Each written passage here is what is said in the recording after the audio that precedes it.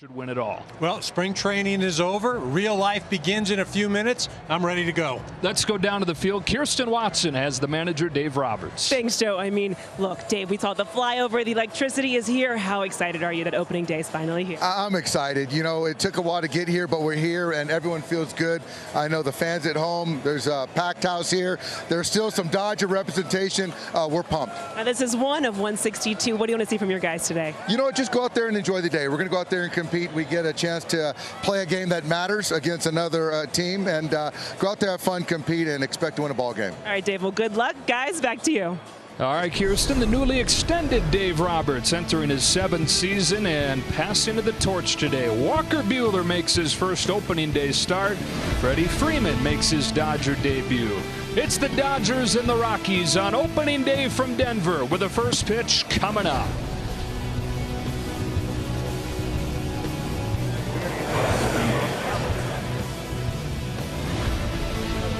Dodger Baseball is brought to you by Jack in the Box. Try Jack's $5.99 popcorn chicken combos with 100% all-white meat chicken and Jack's good sauce. Order now in the Jack app or have it delivered.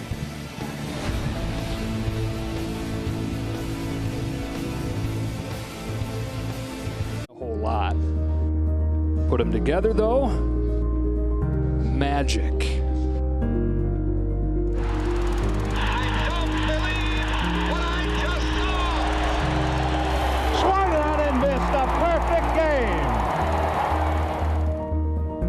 On playgrounds and in majestic cathedrals, on dirt fields and pristine grounds, kids playing a kid's game, grown men playing a kid's game.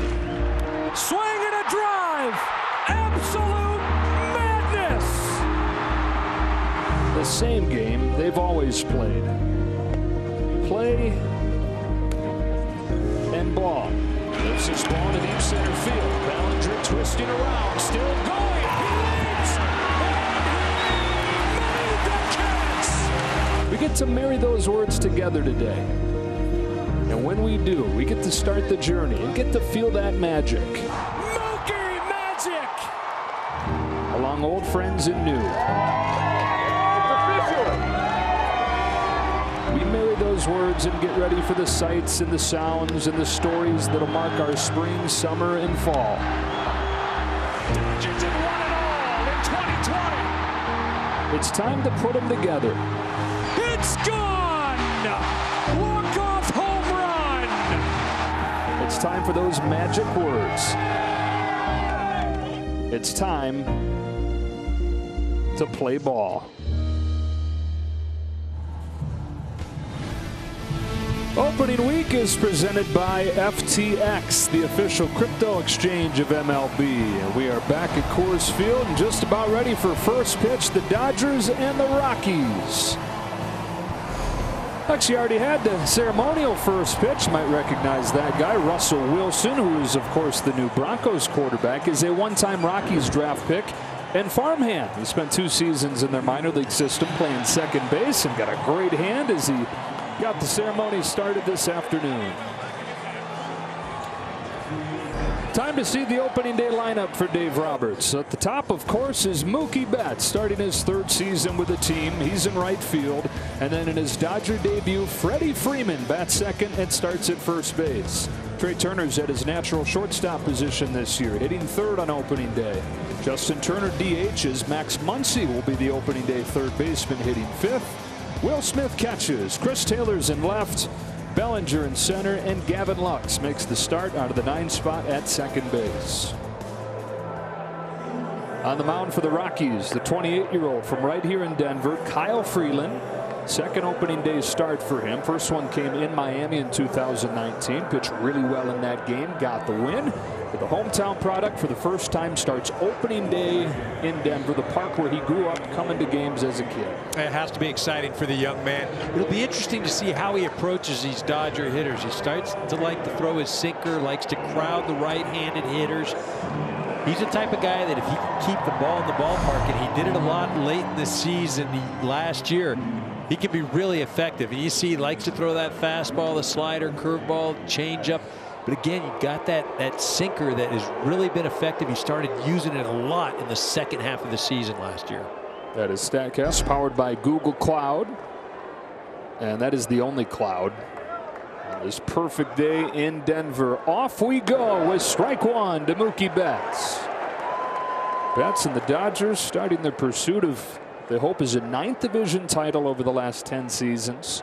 A 4th pennant in 6 years, and of course a 2nd world championship out of the last 3. 1 ball, 1 strike on Betts, whose arrival was one of the big sparks that led to the first of that world championship. And what they hope is 2 out of 3. Ahead here, 2-1. Well, you can see the last 2 pitches. Freeland starting to establish what he wants to do early on, going to crowd the right-handed hitters. Working quickly is 2-1 pitch. Popped up. Foul ground at first for C.J. Cron. Can't quite get there, and it's 2-2.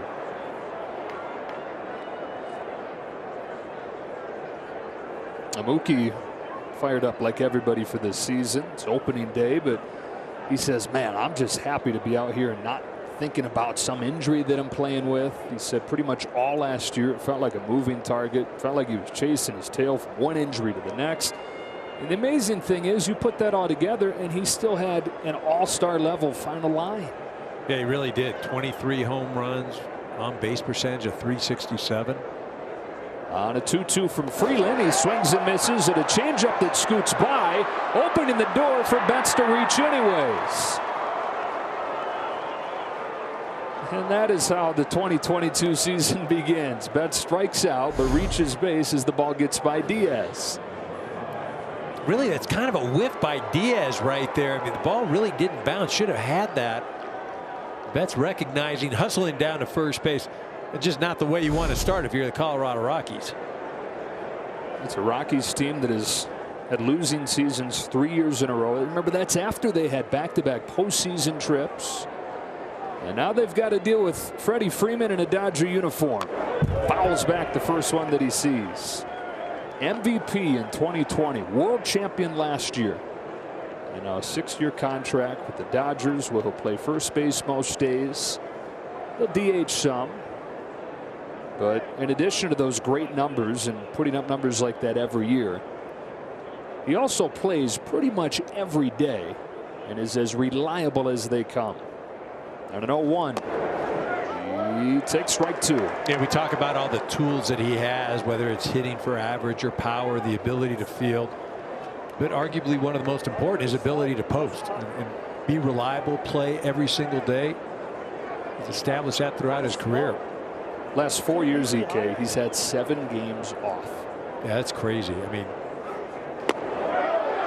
hit a bit low, ball 1. I mean, you have to be fortunate and you have to be lucky to do something like that. And I don't mean that, oh, the guy just got lucky, but to stay injury free, especially when you are playing every day. Look at this pitch right on the borderline there. Freddie does a nice job of laying off it. Betts at first inning of the year. 1-2 pitch, cut on and miss, 1 gone. So 1 out, but 2 strikeouts on the season for Freeland. Yeah, you see him, he just ran this slider away, cut her away. Freeman unable to catch up with it. From 2 former MVPs to the reigning batting champ in the National League. Here's Trey Turner. Led the league with that .328 average. Led the league with 32 stolen bases as well.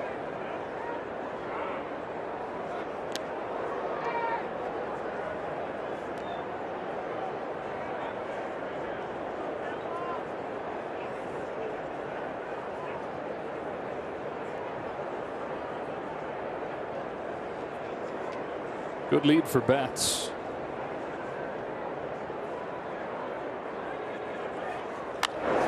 Turner sends one in the air to left, backs up Bryant to the edge of the track to catch it for out number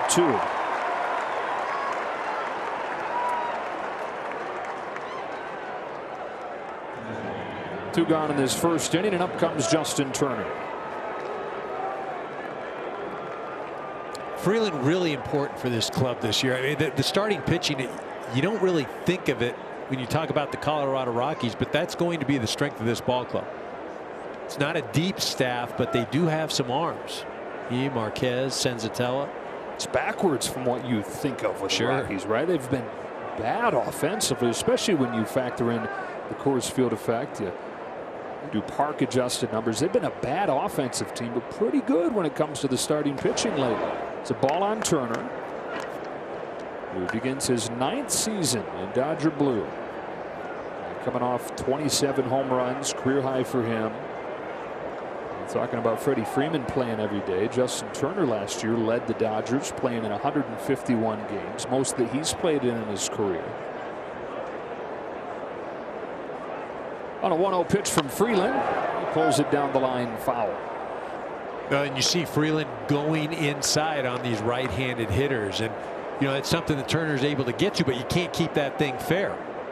And it's not that he's throwing it on the corner of the plate, it's just a little bit off, and even if a hitter can get to it, it's not going to amount to anything. Dodgers have seen a bunch of this guy. In fact, Kyle Freeland's faced the Dodgers more than he has any other team.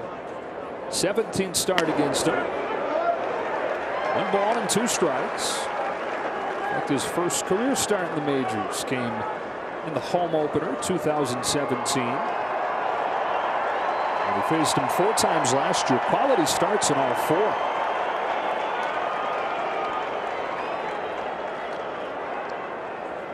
Trying to pitch around the leadoff base runner. Ahead of Turner 1-2. Long pause. He comes home. Turner bounces it left side. Scooped up there by Ryan McMahon. That does it for the Dodgers in the first. So here we go to the bottom half. Walker Buehler makes his first opening day start. He throws his first pitch on the other side of this break.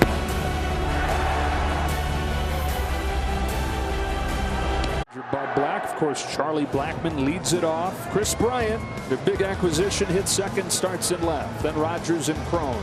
McMahon's at third. Connor Joe, once a Dodger minor leaguer, is the DH. Grichuk just acquired. Diaz catches.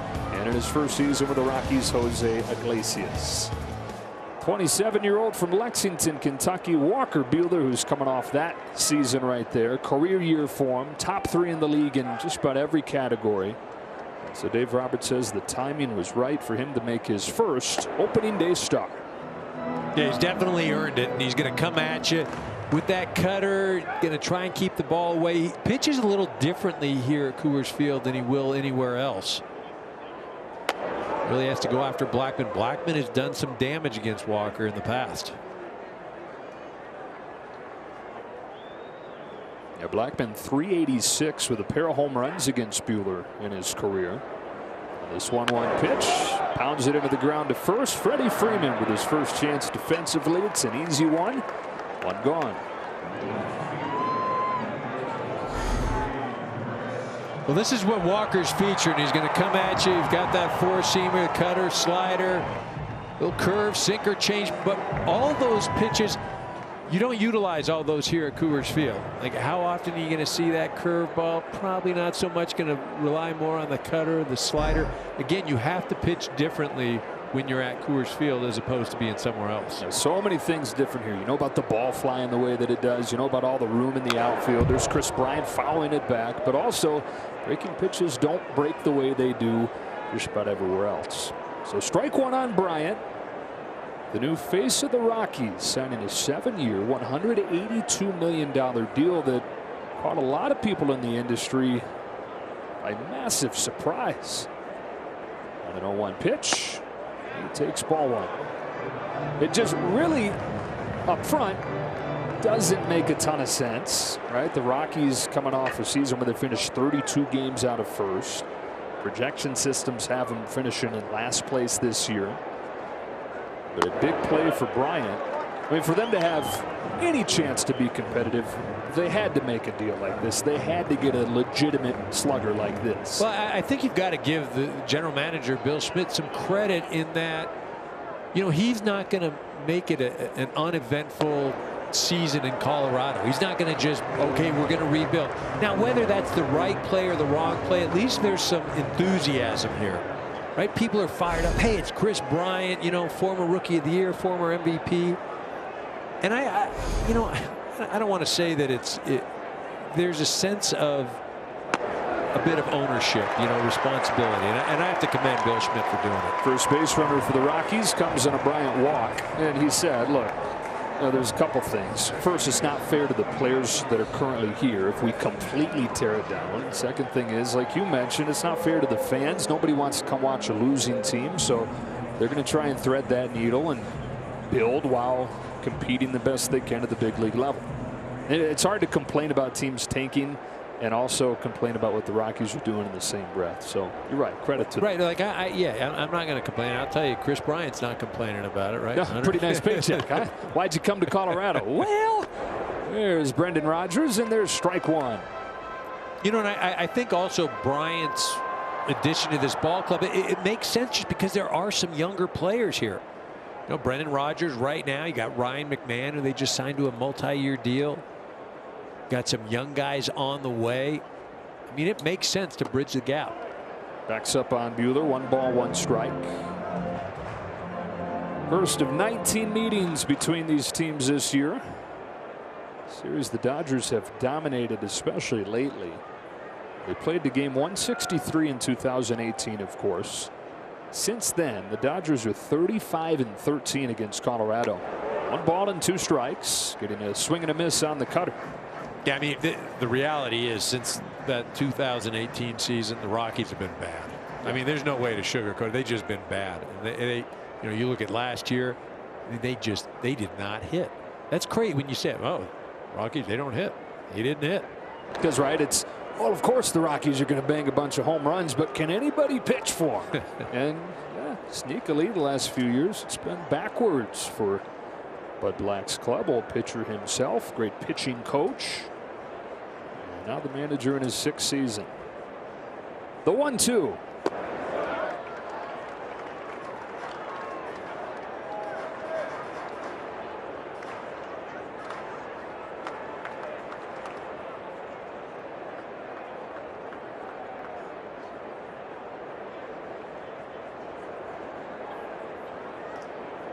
Runner at first, 1 gone. Buehler comes home with a 2-2. And we will do it again. Talking about it a little bit during the pregame show, but a symbolic passing of the torch today. After a decade of Clayton Kershaw being the opening day starter 9 times over the last 11 years. Only 2 times he didn't start opening day. He was injured. He had Ryu in 19. Dustin May last minute plug into the opening day role in 2020. Walker Buehler here in 22. Another 2-2 and a strikeout, his first one of the year.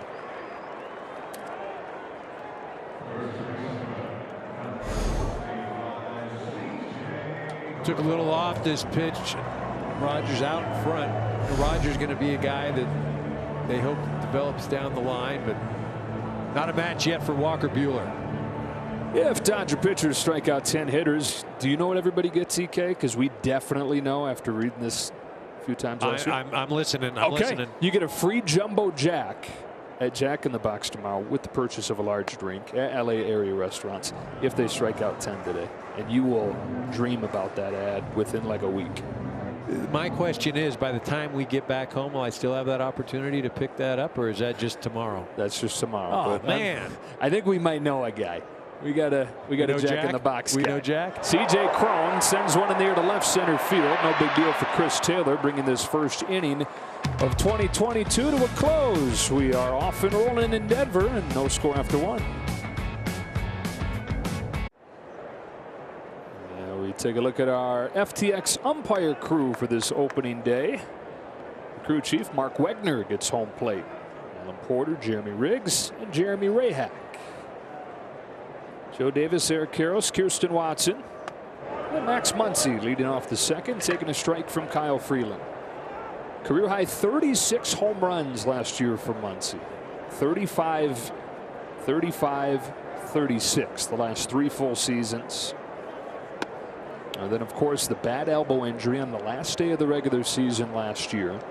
And as recently as a week or 2 ago, he was bumming about where he was with that elbow. Fine and ready to go, but just not quite feeling himself. But talked to him today before BP, and say, well, maybe it's the fact that it's opening day, but it really does feel like it's trending in the right direction. So it's made a nice jump over the last week or two and how he's feeling. On a 2-1 from Freeland, he shoots it over the mound, and it scoots into center for a leadoff base hit. First hit of the year for the Dodgers comes from Max Muncy. Elbow feels even better now, doesn't it?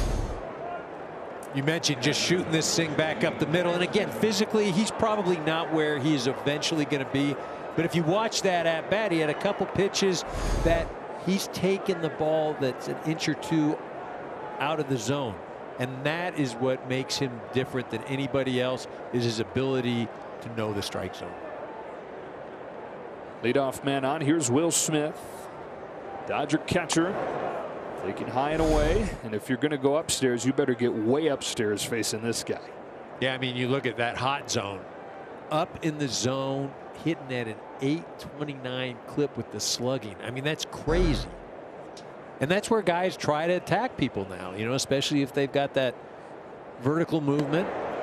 Try and go up in the zone, and not to Will Smith. He's the #1 hitter against pitches up there, as that hot zone would show you. But in baseball, the #1 slugging on elevated fastballs. And like you said, how huge is that when that is the pitch these days? A heater at the top of the zone. And a 1-1 from Freeland. Smith takes high and away. And that's what makes his Dodger lineup so dangerous, is, you know, there are different types of hitters throughout the lineup. You know, the one constant is their ability to control the zone. But as you mentioned, you know, Will Smith, you know, killing pitches up in the zone. You know, Freddie Freeman, you know, destroys stuff low. It's not a cookie cutter lineup. Muncy at first on a 2-1. Smith watches one miss away. Ball 3. Well, 2 very good seasons to open his career, and then last year you just asked the question going in, okay, can he do it over a full season? What does that look like? And the catcher from Kentucky passed that test with flying colors. Led National League catchers in homers, RBIs, runs scored. Flies one off the end of the bat down the line to right. Blackman will watch it become a souvenir. And we've talked about this a little bit during spring, but we're in real life now, right? So we can repeat some of that stuff. All right. So he's played 221 games in his career, Will Smith has. And his numbers through 221 games are almost identical to those of Mike Piazza through 221 games. Slightly better than Roy Campanella's numbers through 221 games. Yeah, I remember when that was brought to my attention. Oh, no way. Looks at strike 3 here, 1 away. But it is amazing the start that this young man has had, and he's really established himself as, for me, the preeminent catcher in the National League. And you see, you know, this is one of the things the Dodgers do so well. I mean, this pitch looks like it's just off the plate, may have got a little bit, but their ability to recognize pitches. And you know, you're not gonna go after that. You just, you know, because you're probably not going to hit it well if you do make contact, and you hope you can draw a walk. Third K for Freeland, 1-on-1 out. Here's Chris Taylor. All-star for the first time last year. And then he was their best player in the postseason, and you knew he was heading into free agency, and it went from, well, they'll probably re-sign Chris Taylor to, yeah, they gotta re-sign Chris Taylor, and they did, to a 4-year contract.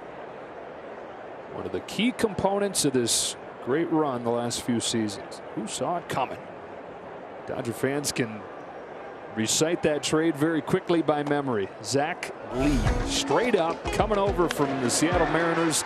A deal that you just noticed, you know, going through Twitter, showing up in your email inbox, a little press release, June of 2016. Some dude named Chris Taylor's coming over. I don't know. Looks like he can maybe field a little bit. He'll hit 220. Maybe he'll hit a home run now and then. No, he's turned into so much more. He's ahead here, 2-0. Out in front, 2-1. Well, he's really revamped his swing, and you know, he's tapped into power. You know, the athleticism, the ability to play defense has always been there. But I don't think that, at least baseball people, didn't see that he would become the hitter that he's become, and the threat and slug like he has. But that's a credit to the Dodgers. Dodgers hitting coaches, their metric system, all those sort of things played a role in his development. He's got Muncy at first. Number 2-1 goes around 2-2. It's funny, our buddy Oral tells a story of going into the video room, spring training 2016 or 2017, seeing Taylor watching video of Mike Trout, the Mookie Betts in there, and Oral saying, I don't know. Okay. All right. Don't know that that's you. And he had other people telling him that ain't you. You're a line drive hitter. You're a gap to gap guy. But he challenged himself and has emerged a completely different guy. Changed his swing, changed his approach, and changed his life. Well, I think what you do when you're looking at those types of guys is you're trying to find a common theme or a commonality. And what's interesting, whether you're looking at Trout or Mookie Betts, I mean, those are two completely different body types. Right. Different types, but both very successful. And there's some things that you know are common, whether it's their ability to use the ground as far as generating power. You know, their bat paths. There is a foundation. Another strikeout for Freeland. 4 through 1 2/3. 2 out. Well, early on, you know, Freeland, he is touching corners. He's staying away from the middle of the plate. He's getting swings and misses. You know, and this is one of the things. Freeland threw well, as you mentioned earlier. 4 quality starts against the Dodgers last year. Second half of the season really came into his own. And if he can become anything like he was in 18, look out. 2 gone for Cody Bellinger, who spins one in front of the plate. That is a fair ball and an inning ender. Middle 2 here in Denver. Dodgers and Rockies, no score. Back at Coors Field, and boy, you see the schedule come out, and you're thinking, at Coors Field to open the season and at Minnesota, that could be an ugly road trip of weather, but you must be living right, EK, because here we are, 66 degrees and sunny. Opening day in Denver. Well, this is great, but I don't know how right I'm living because we still are going to Minnesota. That's true. That's true. That's a little shaky right now. Strike one on Ryan McMahon, leading off this second. But hey, we'll take this win while we can get it. This is spectacular today. No, it really is. It is absolutely gorgeous. 5, 6, and 7 for the Rockies here against Walker Buehler, who walked a man in the first, but no damage. We're talking about the passing of the torch from Kershaw to Buehler. Buehler said, well, first of all, he didn't want to make too big a deal out of opening day, but he said anytime that it has to do with Kershaw, who is a walking statue, that makes it a big deal, right? Because he's the guy that Buehler's following into this opening day role. And for Kershaw, he said, look, Walker deserves it.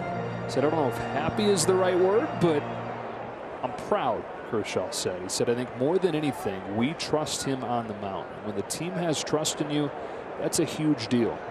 1-2 to left, sending Taylor back over his head, off the base of the wall. McMahon has a leadoff double.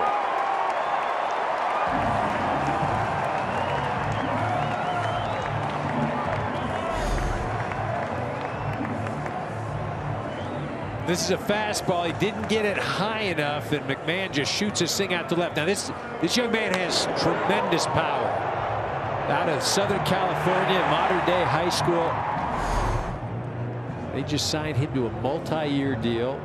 You know, and one of the reasons why you bring in a Chris Bryant, just to mentor a kid like this who they hope will be a cornerstone to this organization. Yeah, you mentioned the extension, 6 years, $70 million, just signed a couple weeks ago. He's in scoring position for Connor Joe. Takes a strike from Buehler. Connor Joe, who got an opportunity last year with the Rockies and ran with it. 379 on base, led the team.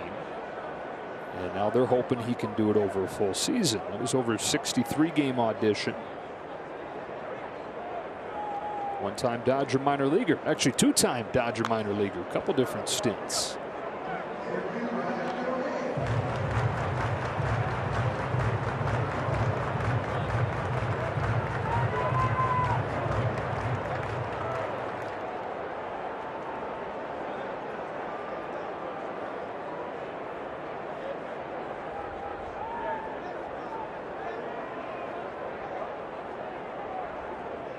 Joe, who excelled in these situations last year, 400 with runners in scoring position, waits on an 0-2 and watches it miss down and away.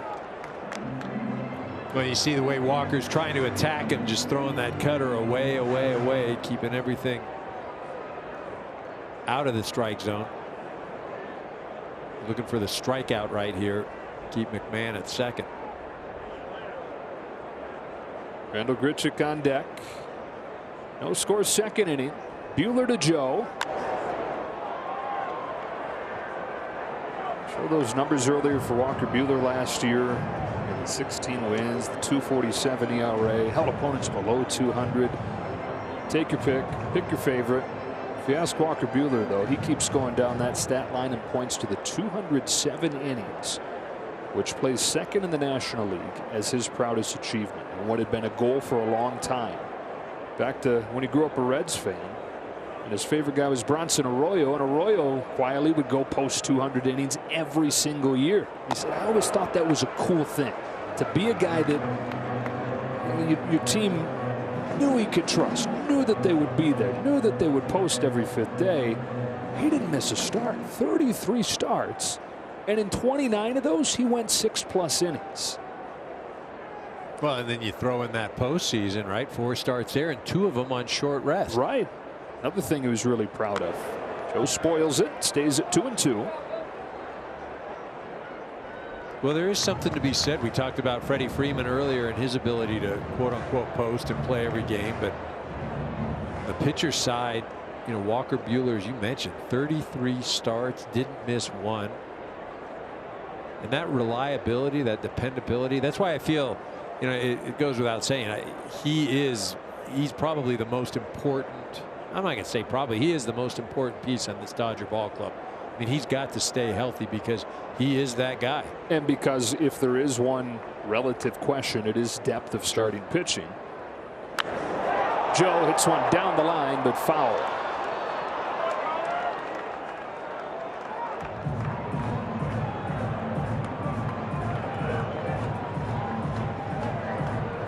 So Buehler here for opening day.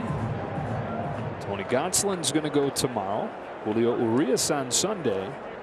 And then Andrew Heaney to make his Dodger debut in Minnesota. Clayton Kershaw will get the 5th game of the road trip before they head back home. And Buehler starts the home opener against the Reds. Line drive over Gavin Lux into right center. McMahon had to wait to make sure that it got by, so he parks at third. Rockies at the corners with nobody out.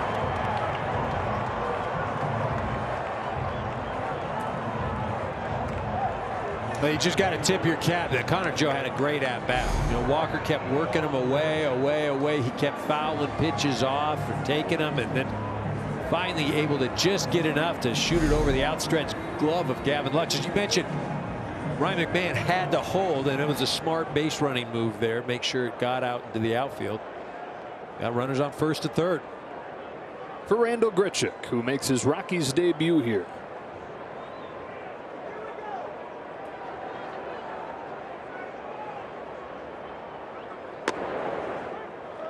Well, the Rockies, over these 3 straight losing seasons, are 22nd in the majors in home runs. That is almost impossible to do, playing half your games in this ballpark. And so the big focus this offseason into the spring was adding home run power. That's a tapper that's backhanded by Freeman. He'll get the out at first, but the Rockies will get the game's first run. Ryan McMahon to score on a bounce out from Randall Grichuk.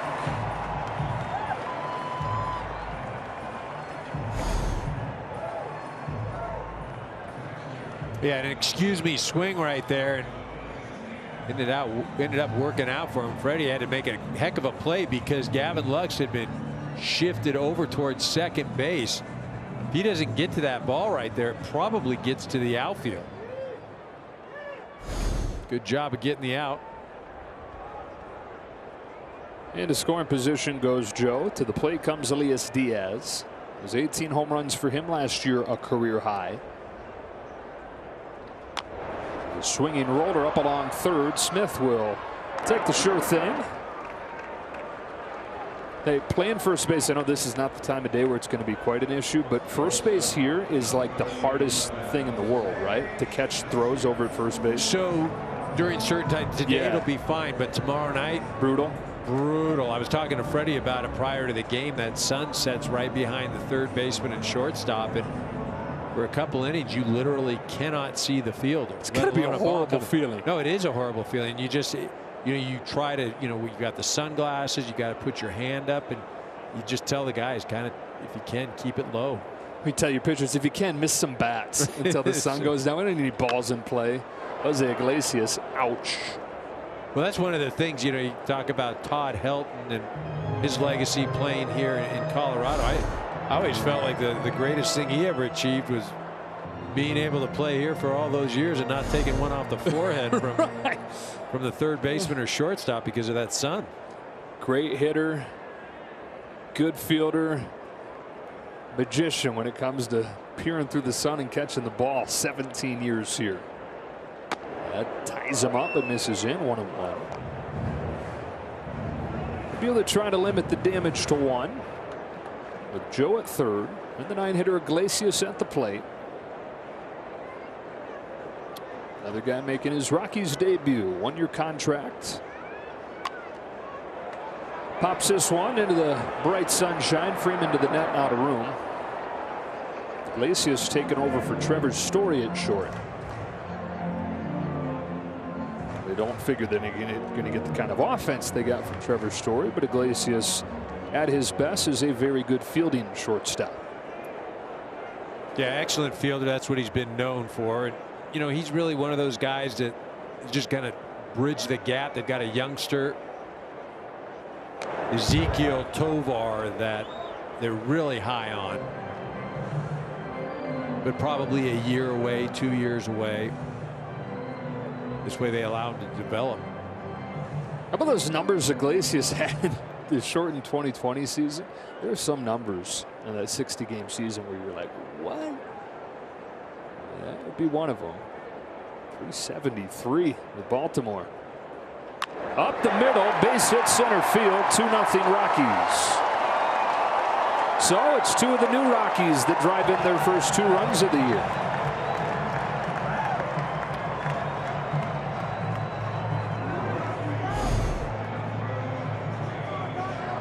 Iglesias just shoots this thing back up the middle, and this is where it's interesting, and we'll become more used to it, but that's the number 9 spot. That would have been typically the pitcher's spot, and where it wasn't so much offensive, here, boom. Yeah, I almost feel like he's crying over there. Is he? I know it's a big moment getting your first hit with the team, but I would think there's something else going on. Yeah, no, Fred, yeah. Huh. It's just he's emotional. I mean,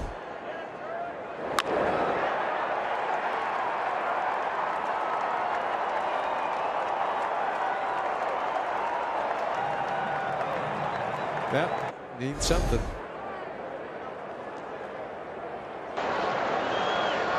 So Iglesias with an RBI single. Really an extra meaningful one to him, getting Charlie Blackmon back to the plate. Swing and a miss, strike 1. And one thing Walker Buehler is doing here is on in the strike zone first pitch. That was an area where he improved the bunch last year. And in this one, he's 10 for 10 first pitch strikes. Here's his 0-1. Quickly 0-2.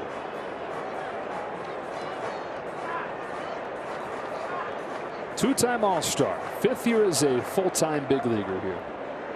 Called up in September 2017. It seems like every year he's adding something. His 0-2 pitch. Blackmon couldn't lay off, and it was Blackmon that hit that ball, and he's out. The inning is over. But the Rockies get the first 2 runs of the day. Grichuk and Iglesias bringing home runners, and it's 2-0 after 2. Now through April 11th, customers can score free MLB TV at T-Mobile.com/MLB.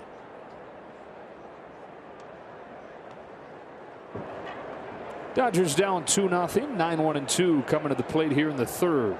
Kyle Freeland to Gavin Lux. A little bit outside. Ball 1 on Lux, who's trying to build off of a strong and in a lot of ways, very impressive finish regardless of the numbers last year and what he did going down to AAA and learning to play the outfield for the first time in his life. And it's one thing, EK, to go play a position you've never played and have to do it at the major league level, but to do it in the heat of a division race and then in the postseason, it was pretty incredible what he did. Say what you will about how it went, but the fact that he did it.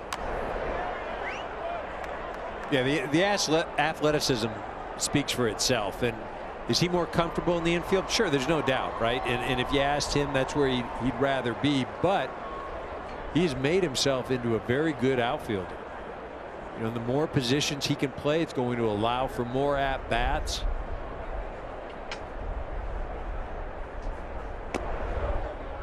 I mean, it's great to be in this organization, to have an opportunity to play for the Dodgers, but it's also, you know, it's demanding, especially for a young player that's trying to find his way to establish himself in the big leagues.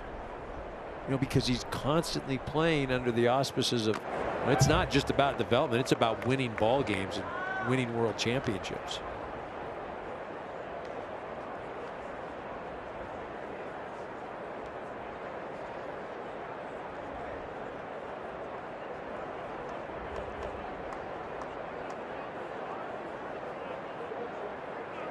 Three balls and 2 strikes. Gavin Lux leading off the third with a walk. So the table's set for the top of the order. Hit another example. So we're once through the lineup on both sides. An example of the difference of having the DH in the National League. Yeah, I mean, you look at this at bat too with Gavin Lux, and he takes, that's a borderline pitch, but look at, he's not going to do much with it. Ends up drawing a walk. We saw earlier in the game Will Smith taking a borderline pitch. He didn't get the call, but again, the ability to control the strike zone, Dodgers are great. Lux is on. First walk of the day issued by Freeland. Here's Mookie Betts, who struck out to open the year but reached first base anyways. And in this funky ball yard that is Coors Field, yet another funky little wrinkle. Remember last year, first home run of the year wiped off of the board. Bellinger passed Turner on the bases. So technically the first home run of the year here last year became an inside the park home run from Zach McKinstry. This year, first batter reaches on a strikeout. A 1-0. 1 ball, 1 strike.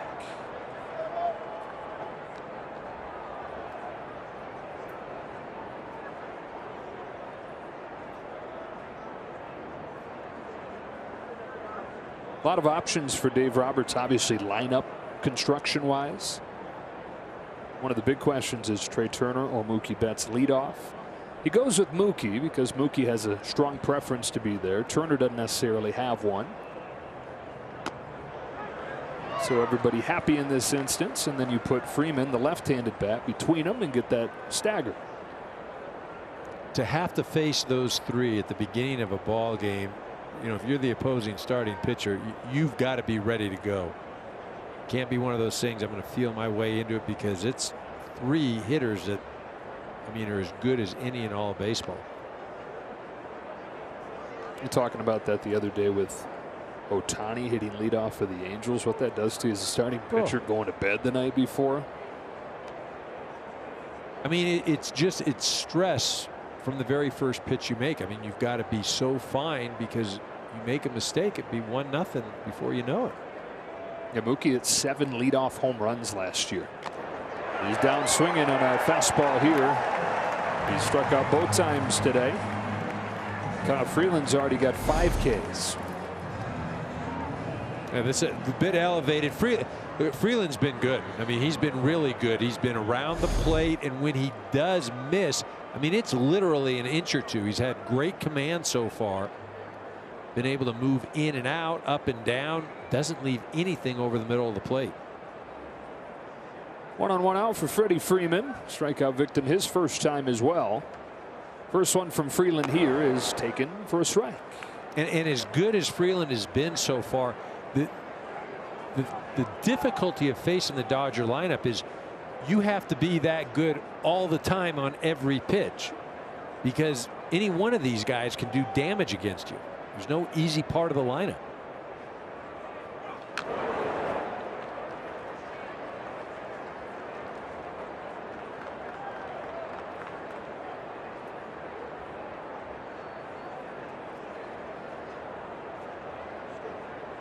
0-2 on Freeman. His numbers since breaking into the league a decade ago with the Atlanta Braves.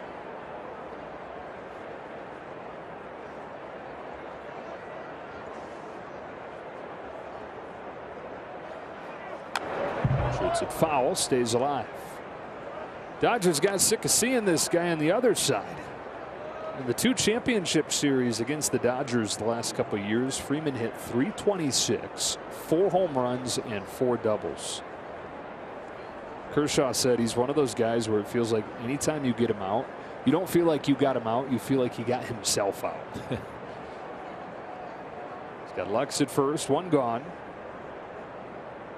On another 0-2, Freeman fouls it again. Mark Pryor said, EK, that he felt like anytime they had something on him, they'd go into a game and say, okay, maybe there's this little sliver of the zone we can attack. He'd cover it up every time.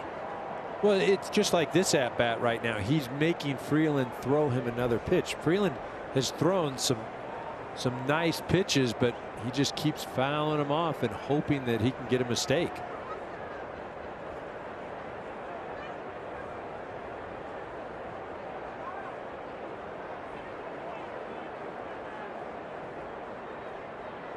Freeland tries another 0-2. Freeman fouls it off.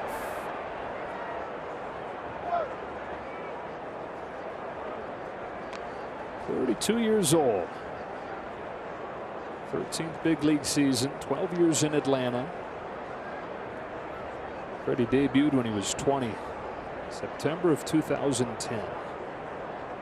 Things looked a lot different there in Atlanta. He was the one piece that bridged really generation to generation of Braves baseball. And he was there for the last of the good years of the previous generation, some really bad years, but then the return to the good. So it was a tough thing emotionally when a deal with the Braves didn't come to fruition. Freddie made it clear that that was his preference. Of course, you're in one place for 15 years. That makes sense that that'd be your preference. When the deal didn't come through, very quickly turned his attention to getting the deal done with the Dodgers. He wanted to come home. He's from Orange County, all his family there.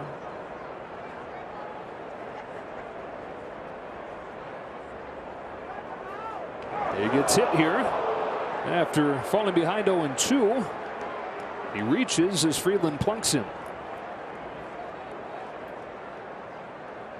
That's an unbelievable at bat right there, and just continuing to see pitches and pitches, and then finally Freeland makes a mistake. Obviously not wanting to hit him there, just trying to get him off of the plate and then maybe come back with something away, but nice job. 2 on for Trey Turner in time for the Sherman Ultra Strong Stats. His numbers at Coors Field, and this includes hitting for the cycle here. Trey has hit for the cycle, by the way, 3 times. One of 5 guys in the history of baseball that's able to say that. Out in front of an off-speed pitch here. 3 of the 5 that have done it have been Dodgers. You got Turner. Adrian Beltre hit for the cycle 3 times. And Babe Herman. The other 2 are Bob Musial and Long John Riley back in the 1800s for the Reds. 2 on 1 out. Turner takes ball 1.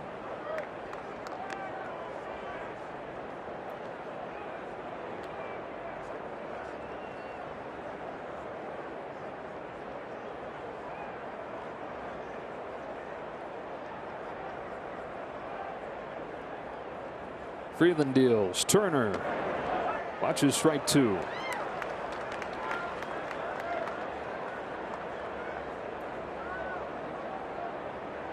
One of the best 2-strike hitters in baseball. Led the majors with 2 strikes last year. So that .252 average might not look like much, but consider that major league average is about 160 with 2 strikes.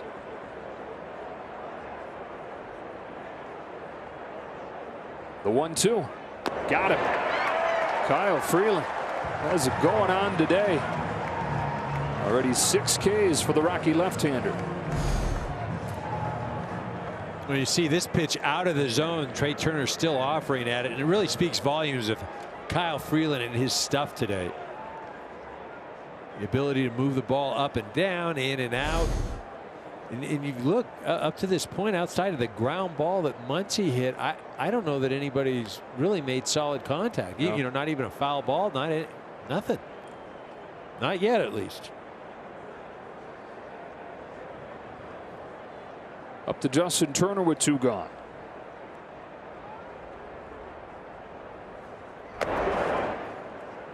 Started out his first time.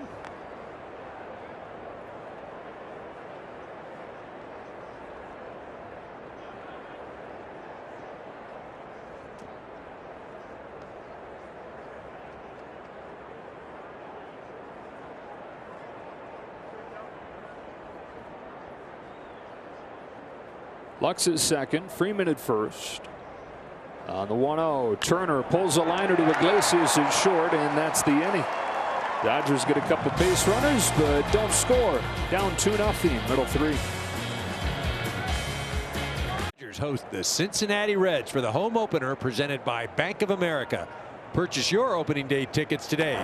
Visit Dodgers.com/opening day. Buehler slides one to the corner for a strike on Chris Bryant. Drew a walk in his first Rockies plate appearance. Coming off a bounce back season. On this 0-1 pitch, check swing foul. It's quickly 0-2. Last year, 25 home runs for Bryant. He was an all-star, split between Chicago and San Francisco.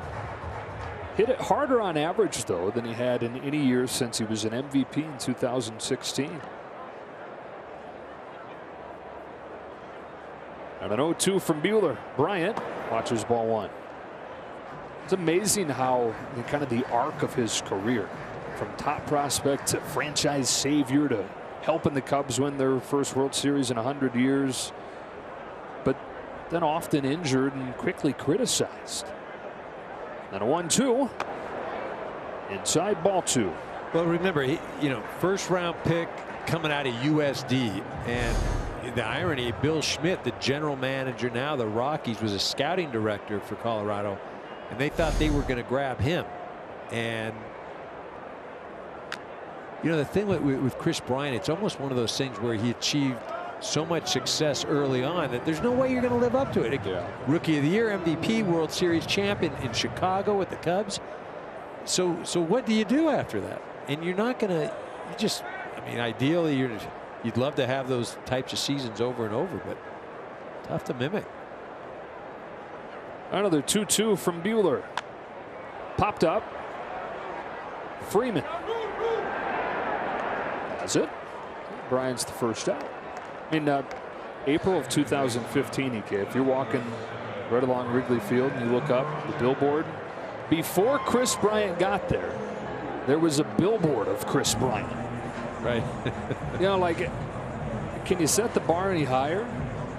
Well, and the thing about it is he lived up to all the hype, which that's tough as heck to do. Won Rookie of the Year that year. He was MVP during the World Series season. One away for Brendan Rodgers. Slaps it on the ground to short. Trey Turner. And a quick second out. First time Buehler's retired the first 2 in an inning.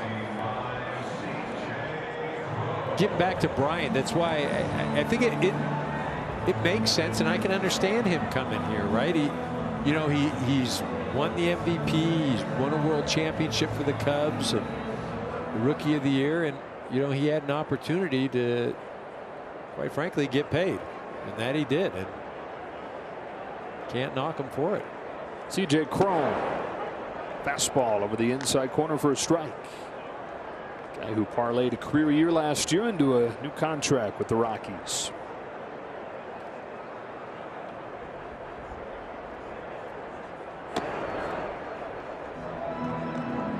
I remember him with the Angels. They had high hopes for him, and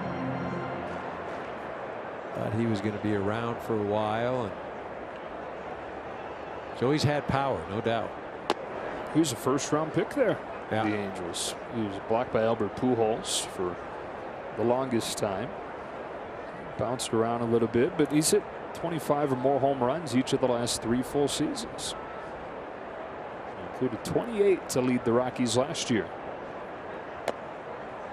2 balls and 2 strikes.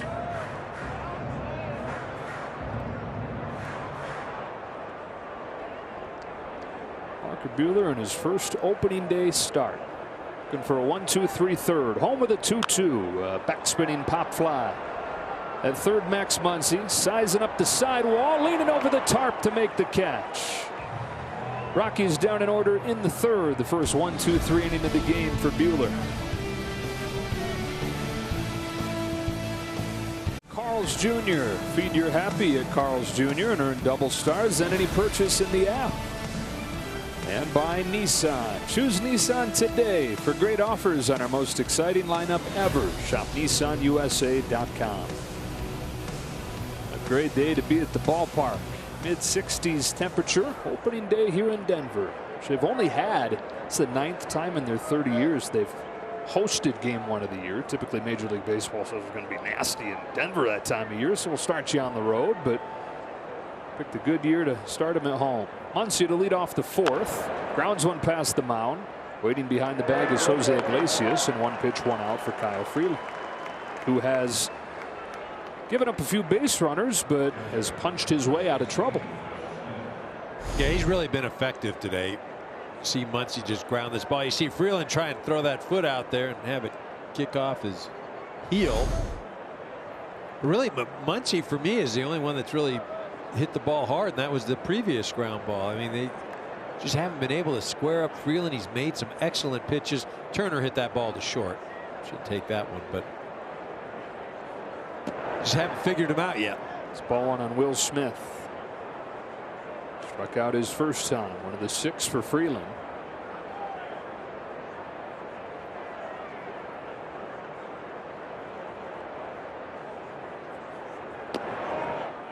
Two 2-0.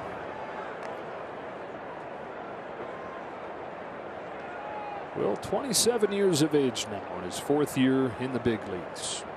So steady. Says that comes from a few things. First of all, he's confident. Just a confident guy. He's always kind of been that way. Says the other thing is he's got a daily routine that doesn't change based on how good or bad the results are. And then he's great at blocking out the outside noise. The bad is easy to block out, but the good stuff too. So he tries not to buy into that too much either. Slices a liner into center. That'll get down for a base hit. There's another hard hit ball for the Dodgers, and Will Smith is on with 1 away. I would think you don't come up as a young guy like him and look how he looked right from the start without having those few qualities: confidence, a routine, and the ability to block out the outside stuff. Well, I mean, you've got to have the confidence, because if you don't believe in yourself, nobody else will. And there is going to be failure, and you've got to always continue to know that you can do it. The ability also to block out noise, good or bad, I mean, that's something that is awfully tough to do. As a young player, to be able to do that can only add to success. 1-on-1 out for Taylor, who drives this ball in the air the other way. Blackman's going back on it, leaps at the wall but can't get it. Smith had to make sure that he didn't, so he stops at third on a Chris Taylor double, and the Dodgers are in business in the 4th.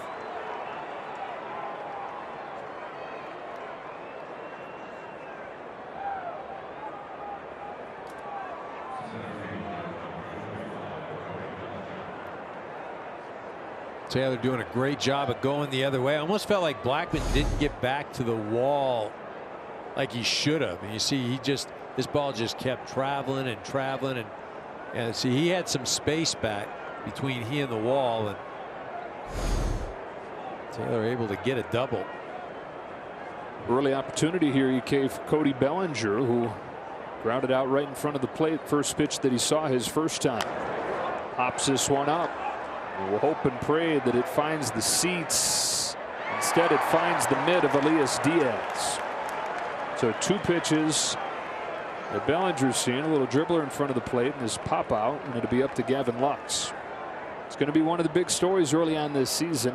How does Bellinger get out of the gates after the rough 2021?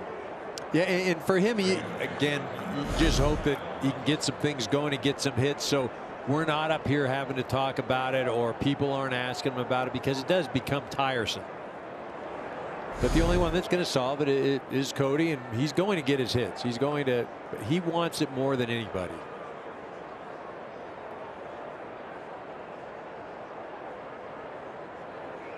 Smith at third, Taylor at second. 2-out chance for Gavin Lux, who walked his first time. Takes a strike here.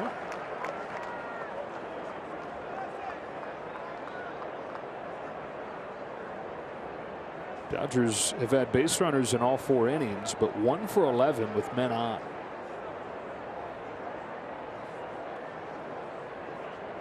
And an 0-1. Lux watches strike 2. Credit to Freeland, has made pitches when he's had to.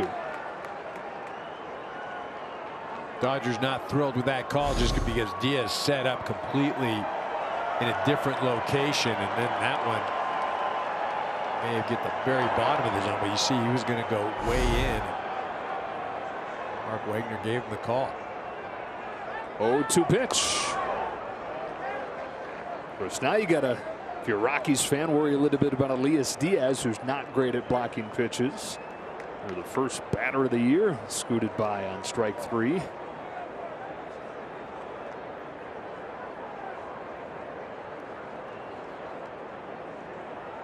Well, it just makes it tough on the pitcher because he may want to bounce one or get one out of the zone, but then it's like, if I do that, it gets by, it's a run, and just something else to worry about. Lefty 1-2 is down and away. Lux seems to be seeing Kyle Freeland well. Yeah, hasn't offered. Most of the Dodgers, they haven't really gone out of the zone for the most part. You know, they've eyeballed some pitches that were borderline, and we talk about it. They're a patient team, and they're well disciplined.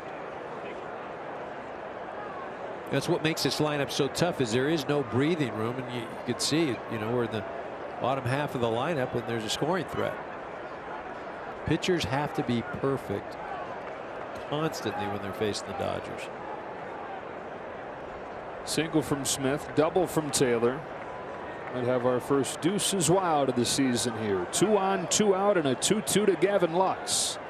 Up the middle, base hit center field. Lux comes through, and the game is tied at 2. Gavin Lux with a 2-out, 2-strike, 2-run single.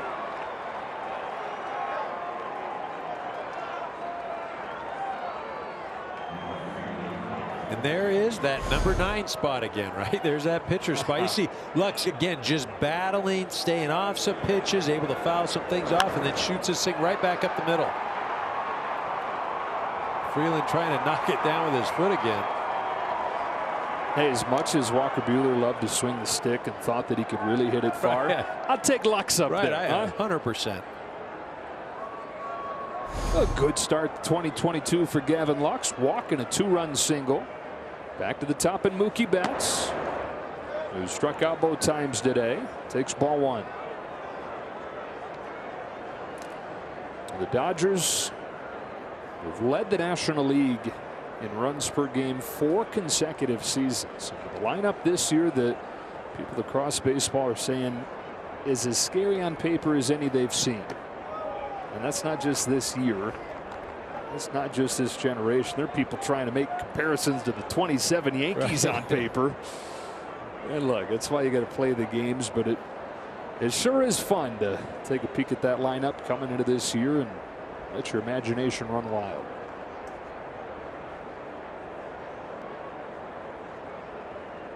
Betts in the driver's seat, pulls the liner to left towards the corner. It'll get by Bryant. All the way to the wall. Lux on his horse, giving the wave.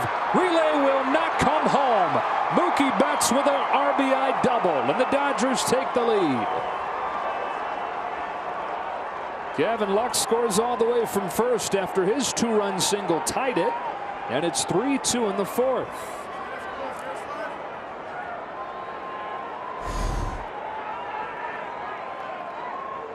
Well, I don't know if it's a 27 Yankees, but what I will say is there is no room to breathe. There is no room to breathe at this lineup.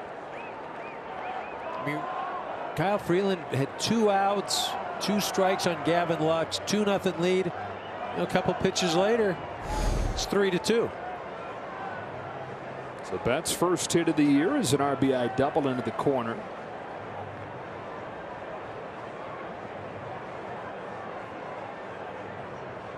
And the pitching coach Darryl Scott out for his first visit with Kyle Freeland, which gives us time for word from Jack in the Box. Pop my $5.99 classic and spicy 50-50 popcorn chicken combo. Order on the Jack app today. 2-run single Lux, RBI double Betts, 3-2 Dodgers. And now Freddie Freeman. Strikeout in the first, hit by a pitch in the third.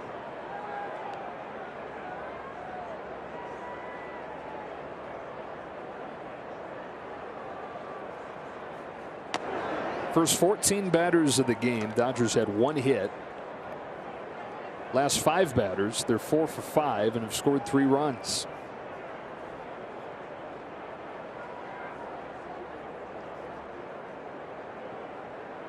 The 1-0. Ball 2.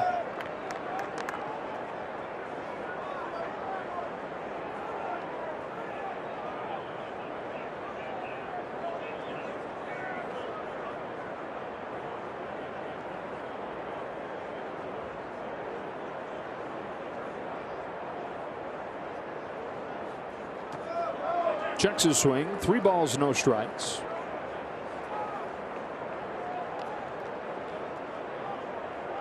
Well, if you're Kyle Freeland, or even if you're the Rockies, you're thinking, well, he's throwing really well. Dodgers aren't squaring him up at all, and you ended up retiring Cody Bellinger with runners on, second and third. You're thinking, okay, we're out of this, and then bam. And then as good as it's felt, I mean, bullpen is going. He's at 73 pitches. No, right? No, well, that's what I'm saying. Yeah. It's the Dodger lineup. What one of the strengths is again, maybe they don't have to strike early. Maybe they don't have to score early. Maybe, but what they are doing, they're wearing you down. You're in 70-some pitches here. You haven't even got through 4 innings, so it may not be up on the scoreboard, translating into runs, but there's varying ways for you to just pick apart a team, and Dodgers can do it like no other. Freeman takes the walk. 3 straight base runners for the Dodgers here with 2 out. Freeman aboard for the second time today, and it appears that is going to spell the end of the game for Kyle Freeland. Into the Rockies bullpen here in the 4th, and something that we'll be seeing just about every day early on this season is probably a little more aggression in terms of making a move with pitchers with a shortened spring training. Less time to build up. That build up continuing into the regular season.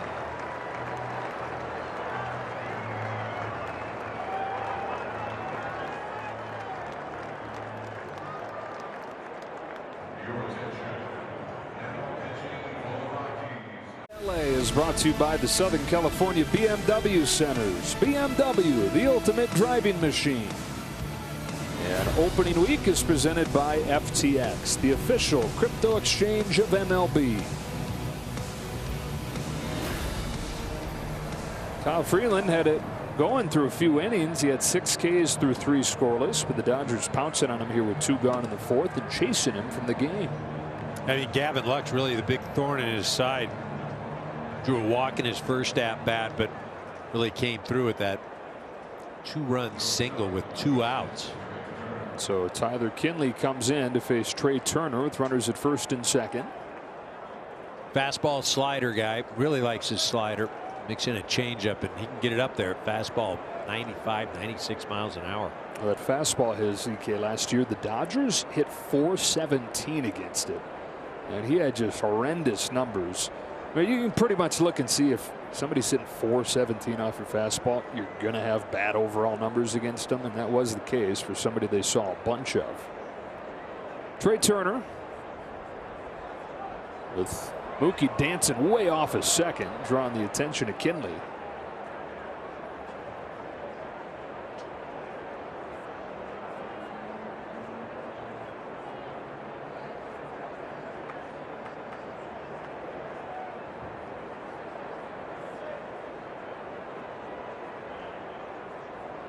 Reigning batting champ looking for his first hit of 2022.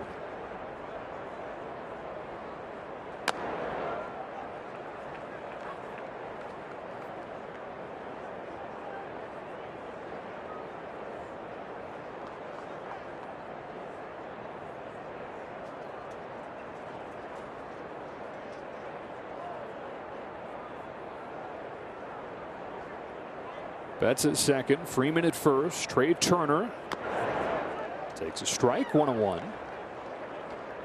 28 years old in his 8th big league season.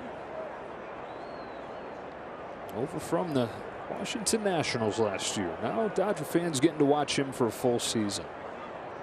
That is an exciting proposition. One of the most well-rounded players in the majors, just seems to keep on getting better.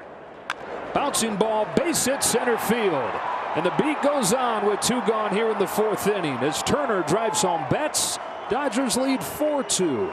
4 2-out runs in the 4th inning.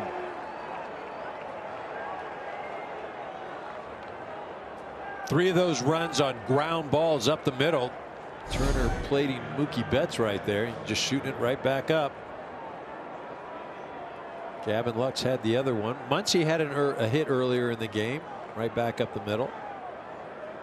Yeah, wearing out the middle of the field. It's weird not seeing somebody waiting on the ball up there. Well, and the other thing too is, you know, the Dodgers putting runs on the board and no home runs. Yeah, got 6 runs for both teams and nothing out of the ballpark yet. First and third for Justin Turner. Dodgers have batted around in this inning. Turner takes high. Sure looks good physically, doesn't he, Justin Turner? Yeah, you know, we saw him the Freeway Series, and wow. Lost some weight, looks great. Now, you mentioned it last year. I mean, his season last year came in lightest he'd been and hit the 27 home runs. Yeah, because that was the question, right? You see him, he shows up looking skinny like that. You're like, well, is he still going to have the power? Right. And then he knocks those 27. He hit 6 home runs over the first month when he had hardly hit any in his entire career early on. And so he went with the same diet. He went with a Whole30 diet again before the start of the season. Did it with his wife, Courtney. Now, what is it? Is that 30 days of what, misery? Is that it's not easy at first. Yeah, I don't know that that's their tagline. Yeah, no, I know. It's no, you got to be disciplined and committed. They cut out the carbs, you know, the refined sugars and all that, and pretty much just go with whole foods. And he said it was much easier this time around than when he did it last year, because what happened was, and what I think diets like that hope is that they're sustainable, and so he took a lot of the principles from the month that he did in 2021, just kept on doing that. So when he really buckled down and strictly did the Whole30 diet again this time, it was like, yeah, tough, but not that tough. He's reaping the benefits, the way that he looks, the way that he feels. First and third, 2 gone in the 4th, 4 in the bank. Turner and the Dodgers looking for more. Over his head, and they'll get at least one more as Freeman slides home, and it's 5-2.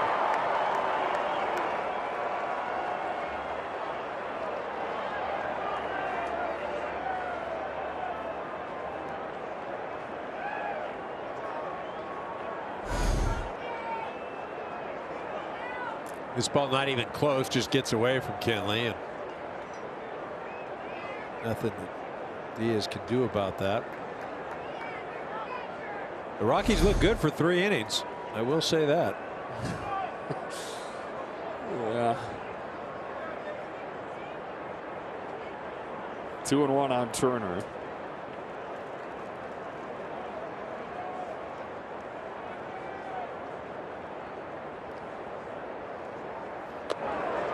Ball 3. So he said the 3 straight losing seasons they've had, and projections, odds makers have them anywhere from 67 to 70 wins. Fangraphs projections have them dead last in the National League with 67 wins. Yeah, I mean, you look at some of the betting odds, the projections.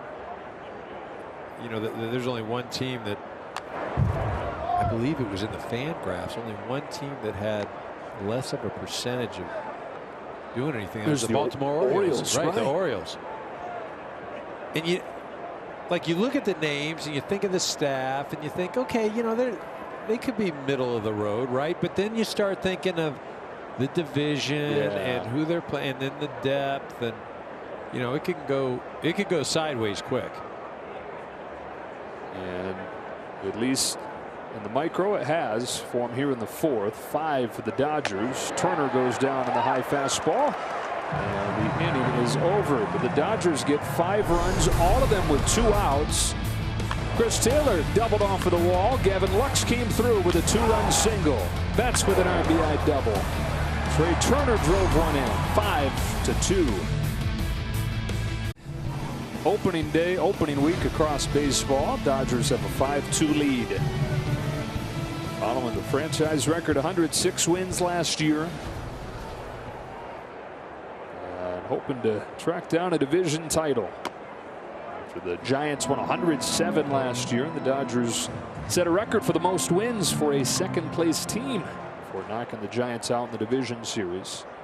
Ryan McMahon leads off the bottom of the fourth for the Rockies. And an 0-1 from Walker Buehler. He fouls it off and it's 0-2. McMahon's first time up, he doubled to the left field corner off a high fastball from Buehler. And that's a good sign for the Rockies because that has been the kryptonite for McMahon through the years, that high heat.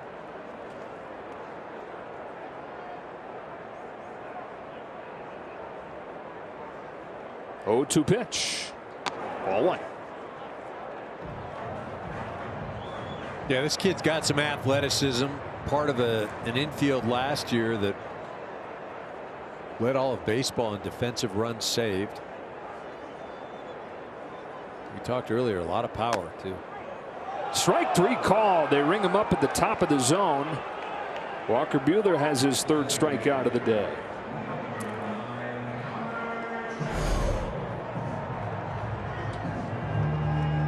Up at the top of the zone, he didn't think that was a strike, and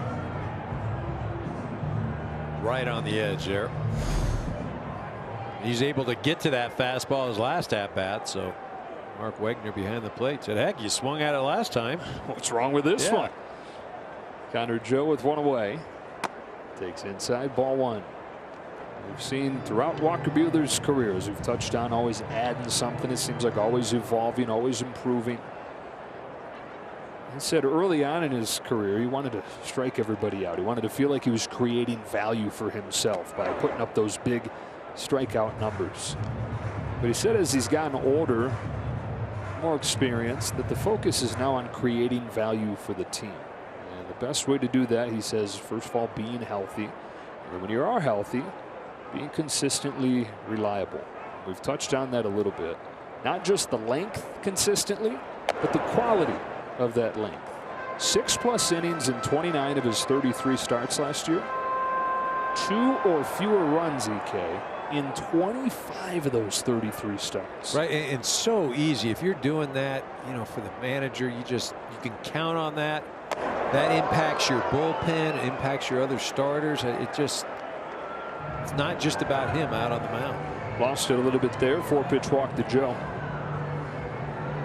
So you have to give Joe in his first at bat had a great at bat against Buehler, fouled some pitches off, able to drive in a run with a single, and then that at bat right there. Connor Joe, the one that only really one that's given him trouble in both at bats. Singleton scored that first time, and then this 4-pitch walk here brings up Grichuk. Brought in a run with a bounce out his first time.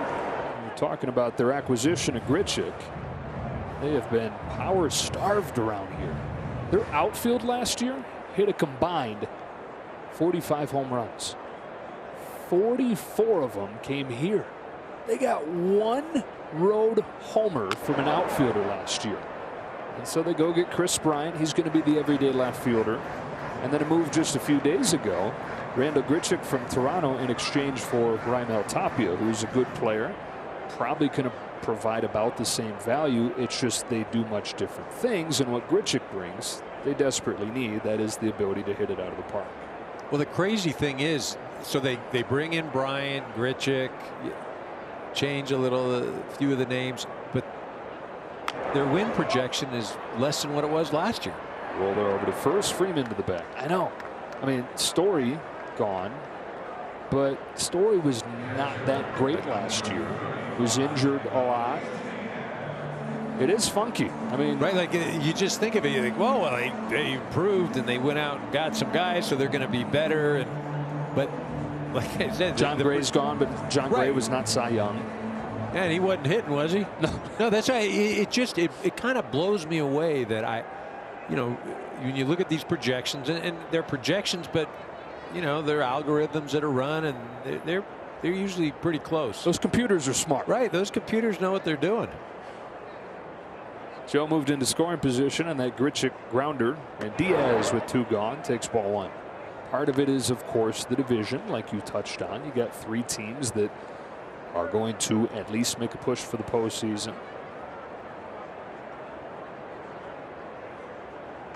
Well, sometimes when you're that group that's looking around, wondering like, okay, who's going to be the not so good team this year, and you keep looking around and you can't figure out who it is. It might be you. A little swinging bunt, and over the top goes Smith up into the sun for Freddie Freeman to make the catch and end the inning.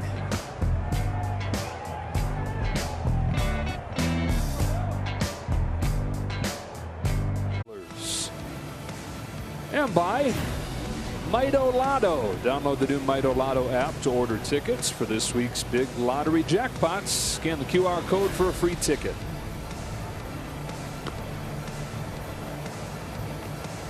Walker Buehler has given up those 2 runs in the second. The offense got him 5 in the fourth. It's 5-2. There's always snow somewhere. Not too far in the distance. Snow up on the Rockies. They're beautiful here at Coors Field. The high 60s. Here's Muncy. 3rd time up there. 3rd time leading off an inning.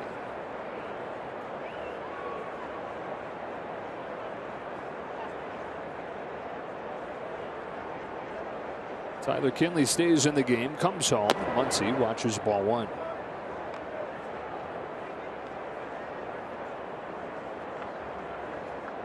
So Max playing 3rd base today. Justin Turner DHing. That'll be a little bit of a triangle that they'll be able to put together, where you'll have Gavin Lux getting in there some at 2nd base. Muncy moving over to 3rd. Turner DHing. You can also play around with Freddie Freeman DHing. Most of Muncy's time, though, is going to come at 2nd base.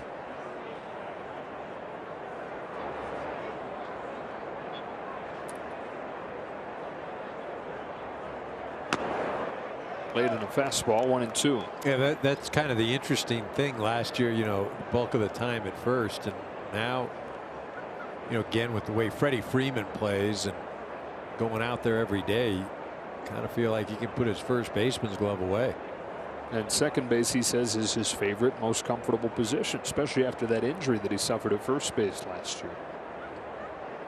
Kinley fires. Muncy pulls a ground ball right side.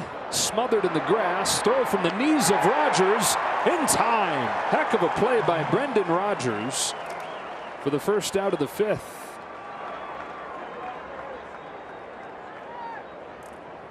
It really was a nice play by Rogers. You see where he fields it on the grass. So you've got the lip, the dirt, and the grass, and he's able to recover it. Kinley over there, and see him grab it with his glove. Not exactly the way you want to do it, but that was his only option there because the ball was moving away from him. Athletic enough to get it over to 1st. Guy who came up as a shortstop playing 2nd base. Down the pipe for a strike on Will Smith. Singleton scored as part of that 2-out rally last inning.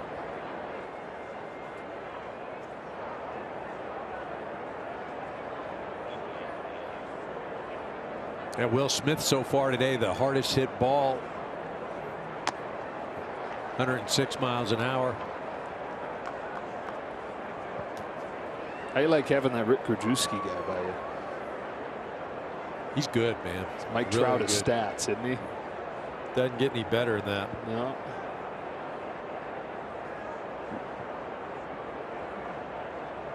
Kinley to Smith with an 0-2.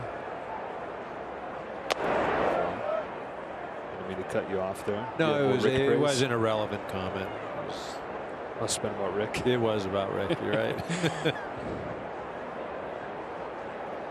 Gonna have all year to get it in. Yeah. 5-2 in the fifth. 1-2 to Will Smith. Good take, ball 2.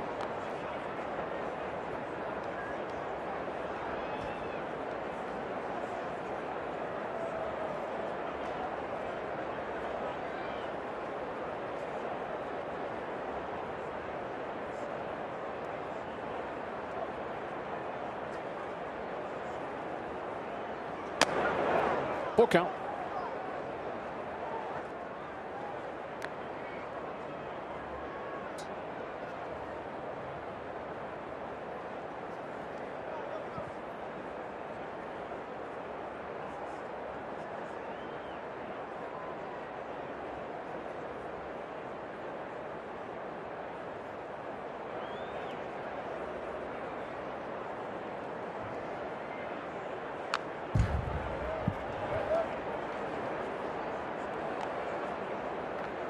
Well, they are underway in San Francisco.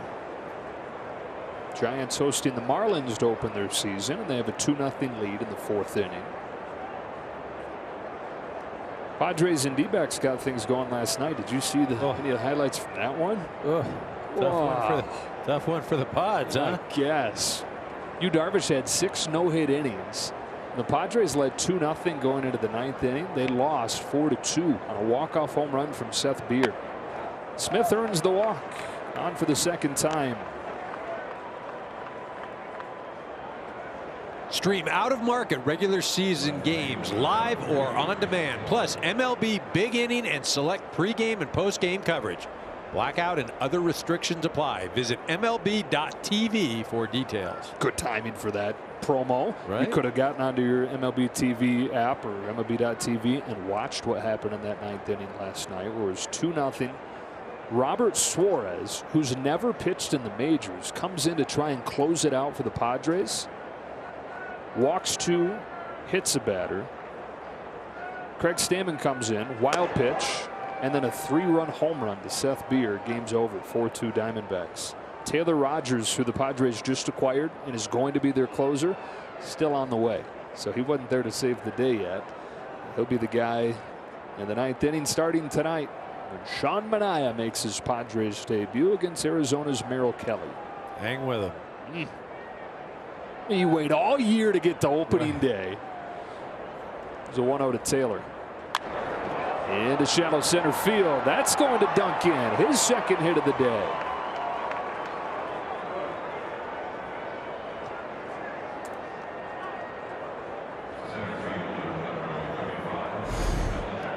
Say that ball dunks in, and that's one of the things, you know, everybody always talks about how the ball carries here. We all know how expansive the outfield is, and outfielders being able to try to cover all that area out there. You talk about here and the other huge outfield out in Kansas City. Dodgers go there this year. They're in August. There's Bellinger's. He's seen 2 pitches today, grounded in front of the plate in the first one and fouled out in the second one.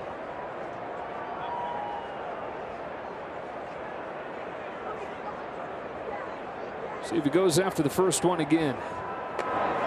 Leaves this one up, ball 1.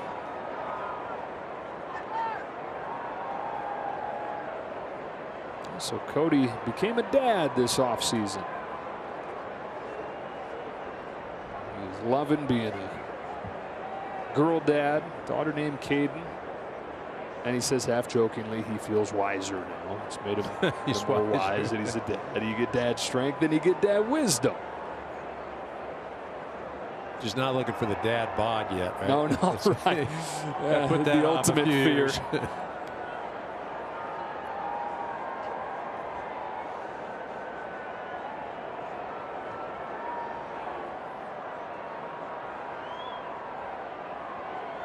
First and second, 1 away. 1-0 pitch. Ball 1 strike.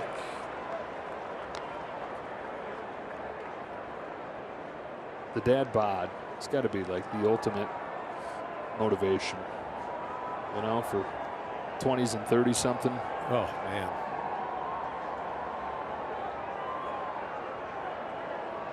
Watch those carbs, man.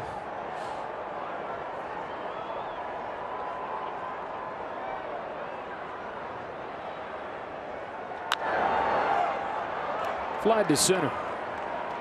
Grichuk playing his first game out there.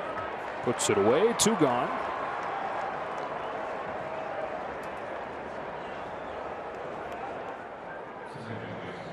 The star of the day so far for the Dodgers has been Gavin Lux, who walked his first time on a full count pitch, and on a 2-strike pitch got the Dodgers on the board with a 2-run single. Really was an excellent at bat, just that prior to that pitch he had called strike 2 against him and he didn't like it, but he was able to maintain his composure, stay focused, and a lot of times for a young hitter that frustration kind of just boils over and you end up throwing away the at bat, but not this young man. Well, Gavin, his swing typically is a little bit complicated, takes him a while before he really feels good. He simplified some things that let him feel ready faster this year. At least that was the way he was feeling during spring training. He even acknowledged it's one thing to feel that way in Arizona. We'll see what it's like when you get into the season, but he was feeling good about those simplifications he had made and his ability to get off to a good start as a result.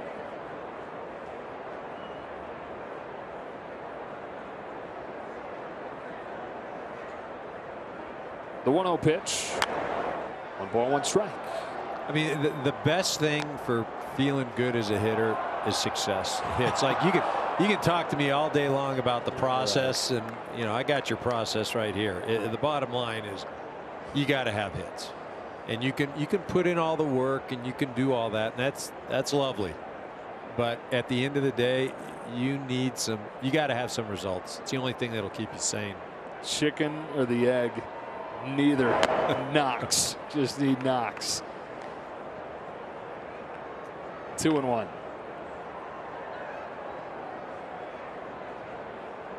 I always like when I hear that. I totally get it. I get but the people that are talking about the process are ones that are not having success or that are outside of what's actually going on, right? They're not the ones standing in the box. Well, hey, the process is great. Whoa.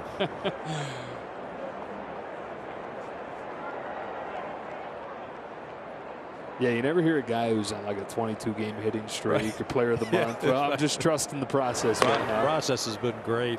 Ashton Godot. Dodgers trying to do it again with 2 gone. First and second as the 3-1 comes home to Gavin Lux.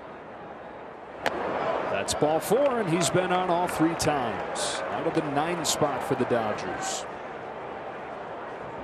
Dodgers are going to love this DH stuff, right? I mean, 9 hitters. I mean, really, a team in the National League, I don't know that a team benefited more from that rule than this ball club. So many guys that can cycle through there. They're not necessarily going to have one guy who is their quote-unquote DH. They're going to cycle several guys and give guys like Justin Turner, Freddie Freeman, Max Muncy, even Will Smith opportunities to get a day of sort of half rest off of the field, but still in the lineup. Tyler Kinley's done.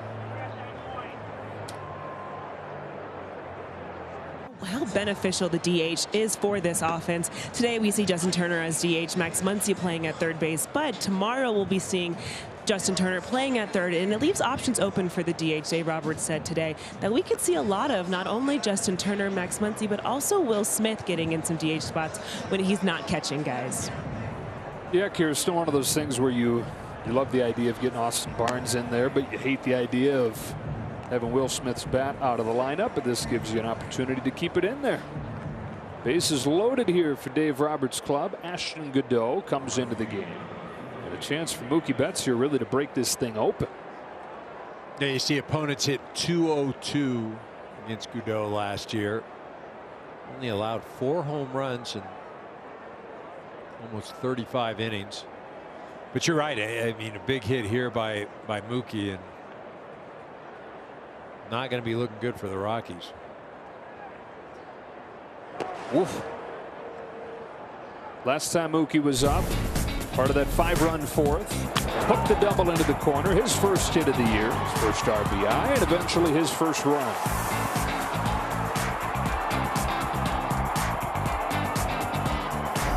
Here he's got Smith at third, Taylor at second, Lux at first on a 1-0.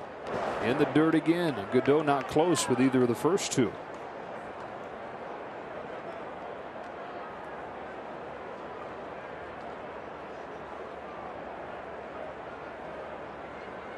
Smith walked, Taylor singled, and Lux walked.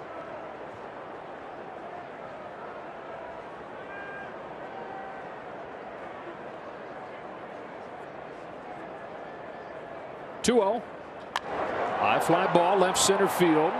On the move is Grichuk to the edge of the track to catch it. Deepest part of the yard, and Grichuk ran it down. Dodgers leave them loaded. Halfway home, they lead 5-2.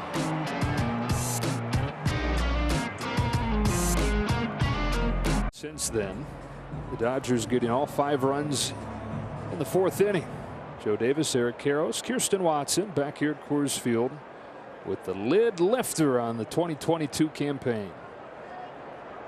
What'd you call it? The lid lifter? Lid lifter. I like that. That's Bill Plunkett told me to say that. Lid lifter.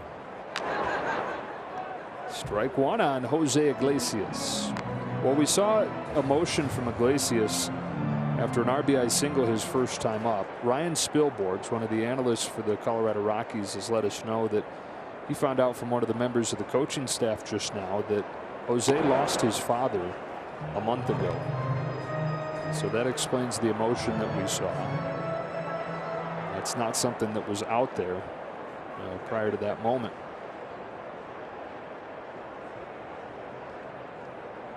Jose, a special relationship with his dad, extra special, and that his dad was a huge part of the plan to help Jose escape Cuba. He was one of the big teenage stars on the Cuban national team, but he had bigger dreams, and obviously Dad knew that. So along with one of his buddies and teammates and both of their dads, they put together this detailed plan to effect and then waited years for the right moment when Dad said now is the time to pull the trigger on this. And that moment arrived when they were at a tournament in Canada. Got back to the hotel.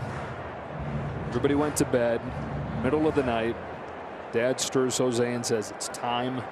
They sneak out the back door of the hotel where his buddy's dad had a car waiting. They all get into the car. They speed through the night for 8 hours until they cross the U.S. border to, for him, freedom and the future in pro baseball. He's down on strikes here. So Jose spent the next year in the Dominican Republic getting his paperwork together, working out for teams. Risked everything to chase his dreams. His dad risked everything for him to be able to chase those dreams. And so you can understand, of course, anybody losing their father, the heavy heart, but maybe especially Jose, what his dad meant to him. Yeah, it's crazy the stories that you hear of these guys leaving Cuba and defecting and coming over to chase this dream. Blackman along first. That's going to hug the line. Freeman will step in the bag.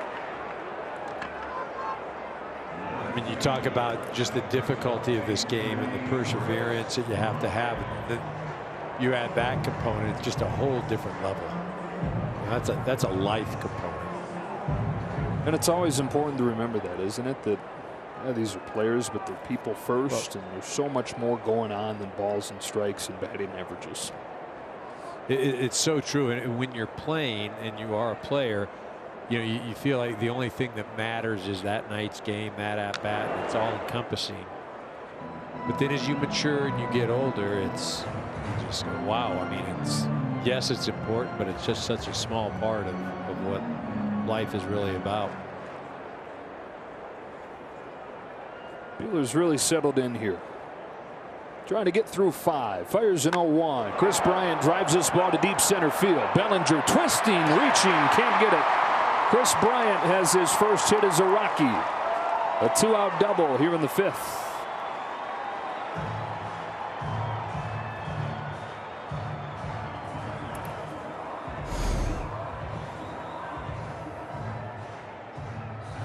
This ball over the center part of the plate, and he drives us in. It's just really a tough spot because it's directly over Bellinger's head, and Cody, as good an athlete as there is, has made some unbelievable catches out there in center, unable to run this one down. Bryant drives that thing to the wall. 2-out chance belongs to the youngster Brendan Rodgers.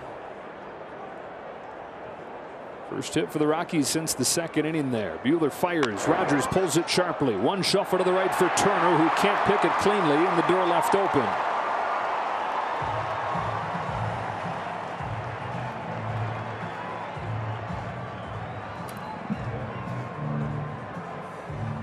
Figure that's going to be an error on Trey Turner. Buehler's going to have to sneak his way out of this with C.J. Cron, the cleanup man, standing in. Yeah, ball just kind of ate Turner up, kind of got up to the palm part of his glove, and ball was hit hard. Just unable to field it cleanly. A key moment suddenly in this game with last year's home run leader for the Rockies and C.J. Cron. He had 28 of them. Represents the tying run suddenly. And is ahead, 1 ball, no strikes. For Walker Buehler, the plan today was somewhere in the neighborhood of 85 pitches. He's the most built up of the bunch. Back to that discussion about the shortened spring training. Guys not being quite as ready for the start of the year as they would with a normal spring training. He's farther along than anybody. So the goal was 5 innings, roughly 85 pitches. Kirsten. Well, Joe, just talking about kind of the building of the pitchers with Clayton Kershaw specifically. Yesterday, he pitched 5 innings, 75 pitches. And one of the reasonings they had him do that was so that he could be even more built up, similar to Walker Buehler. So that's why he's going to be the 5th pitcher in the starting rotation, guys. All right, as they navigate this early season. 1st and 3rd, 2 gone, 1-1. 1 ball, 2 strikes. Well, it'll be interesting, you know, looking at the weather in Minnesota. You know, if Clayton doesn't get that start Wednesday, you know, does he get the home start the next night? Yeah. I mean, that'd be fun. You know, that last ball that Turner unable to field, hardest hit ball of the day. Wow. 1-2 pitch. He struck him out. Cron flails after one out of the zone. And Buehler's able to pitch around the 2-out error.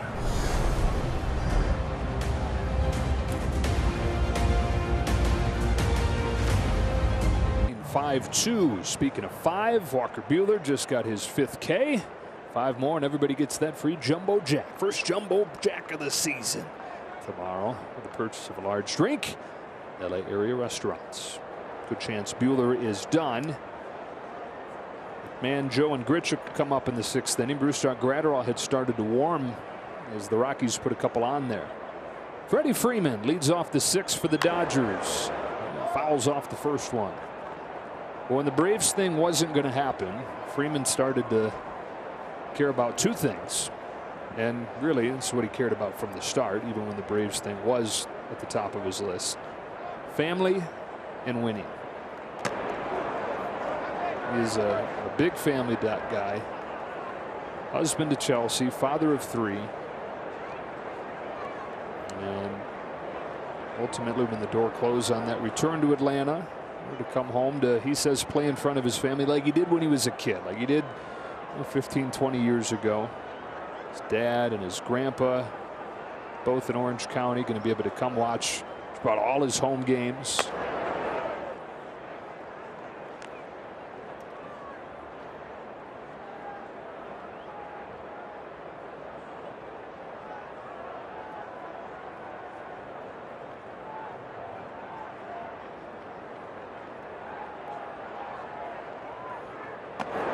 His son Charlie is 5. Charlie has his first baseball game tomorrow, at least since they moved to LA. So with his new team, and Brandon and Max are 1. Goes the other way, and it gets by the shortstop Iglesias. That's what Freddie Freeman does on a level that not many guys that hit for power do. In fact, he went the other way more than any other 30 home run hitter in the National League last year. Well, he's a hitter. I mean, you just said it. He's a complete hitter. Wherever the ball is, he's able to go with it. He can drive it the other way for power. And you just look at today. You know, in the scorebook, he's 1 for 2, but he's been on base 3 out of 4 times. Hit by a pitch, drew a walk. I mean, and to do that in that second spot, just getting on base and what he's going to mean for the middle of the lineup. Somewhat fitting that his first hit as a Dodger is an opposite field line right? drive. Here's Trey Turner. Knocked in a run his last time. Hey, rewind. So let's go back to 2019. Somebody had handed you the lineup for 2022 opening day. How about the top three? Mookie Betts, the Red Sox MVP, Freddie Freeman, the Braves MVP, and Trey Turner, the Nationals. I would have said, what video game are we playing? Because that's the line. I mean, you would never in a million years imagine that. But that's, it's a credit to the organization for, not going out just and getting these players, but really being in the position financially to be able to make these moves. Right, the financial flexibility that has been created here, along with the pipeline of young prospects, has allowed for sustained success.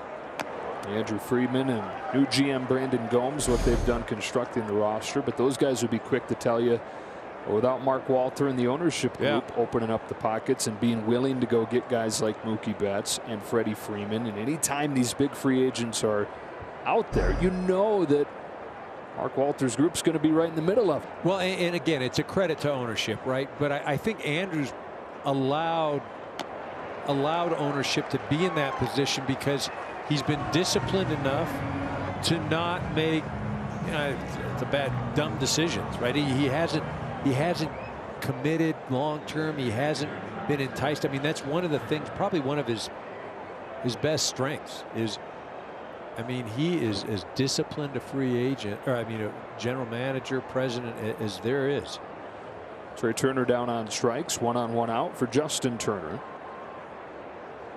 I mean, look through the trade rumors of past and the guys that were wanted in deals that he practiced restraint on and didn't deal. Because his whole thing from the moment he came in was, how can we win now but not jeopardize the future? How can we win now and still have a great minor league system?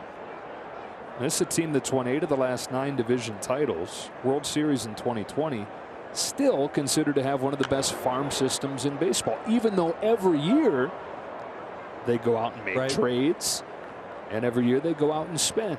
Well, they've been right? They've traded the right guys and kept the right guys, and that's very difficult to do. Like they never traded Seager, they never traded Bellinger, Arias, Buehler, like any of these guys, right? That were always, on the list of, this is a guy we want. It's in there, 1-2. Of course, the latest ones that were difficult for them to do, but they did. Josiah Gray and Keibert Ruiz as part of the Scherzer Trey Turner deal. Right, difficult to do, but you've got depth in those positions, and they're young players, they're rookies. Who knows what they turn out to be? And you've got instant success with what you got in return. Turner out in front of a slow one there. Back-to-back Ks for Godot, and 2 gone in the 6th. Brusdar Graterol getting ready.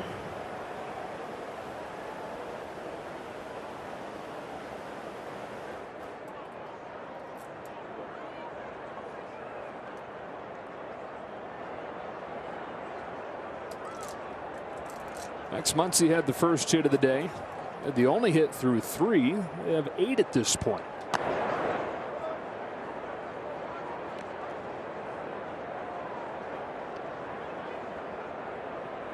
I mean, really, when you talk about the offense, and Mookie had a big hit, but it's Taylor and Lux today. I mean, they're the ones that have really ignited things and had a huge impact so far. Down at the bottom, you got Taylor hitting 7th today, and Kevin Lux hitting 9th on all 3 times. But there is no bottom, right? There's no bottom of this lineup, and you could literally take this lineup and put all the names in a hat and just draw it out, and you're going to be good.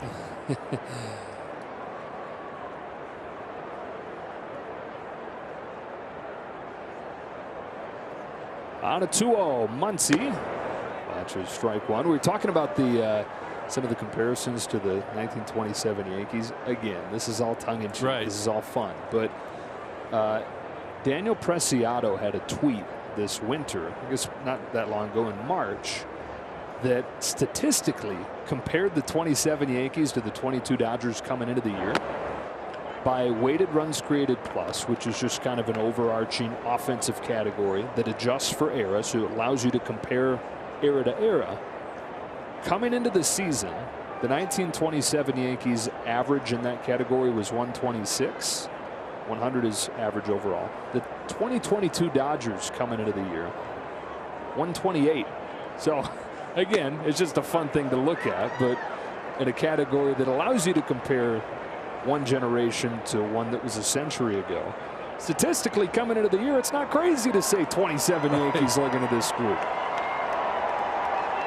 The modern murderer's row. Count has gone full on Muncy. Freeman to get a head start from first. Here it comes. There it goes. Muncy skies it to right center field. Grichuk. That's the inning. To the bottom of the sixth we go. The Dodgers up 5-2 and into the bullpen they go. On Sportsnet LA is brought to you by Morongo Casino Resort and Spa. Good times, less than 90 minutes from wherever you are. And by the 2022 Ford F-150 truck in your Southern California Ford dealer. Where the future comes standard. So Walker Buehler, first opening day start. He goes 5 innings, the 2 runs in the second. Nothing else. Yeah, he was great today. Is he where he wants to be? No, he's probably going to be, oh, well, I could have done this better. But for your first outing, the abbreviated spring, pitching in Colorado, opening day, all those sorts of things. I mean, you got to be excited about what you did today. Hands it off to Brusdar Graterol, who was one of the stars this spring. Showed up in great shape and didn't give up a run. In fact, only gave up 1 base runner in a bunch of spring outings. Just 23 years old still, and they're thinking that Brusdar Graterol here in his 4th year with big league time is ready to make a big jump. And we know the live arm, right? 100 miles an hour, and we've talked about it during spring about creating that release point with the cutter and the fastball and making it similar so hitters can't just they can't just sit on a fastball because they can differentiate things. Ryan McMahon takes ball 1, and here is immediately something that you probably wouldn't have seen Brusdar Graterol do last year or the year before, and that is come into the game to face a good left-handed hitter. They think the addition of the cutter, which he started to bring along late last year, has really improved in the years since, is going to be the great equalizer against lefty hitters. Kenley's gone, but the grip that Kenley uses on his cutter is still here. Yeah. Brusdar Graterol learned it from Kenley Jansen.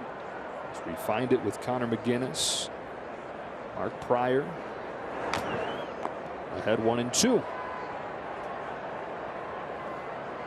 Big thing is that he's able to throw it with the same arm action, the same arm speed as the fastball. Whereas before, with the bigger right to left pitch, his slider, he couldn't make that pitch with the same throw that he was making his fastball. And so for trained big league hitters, that was a dead giveaway.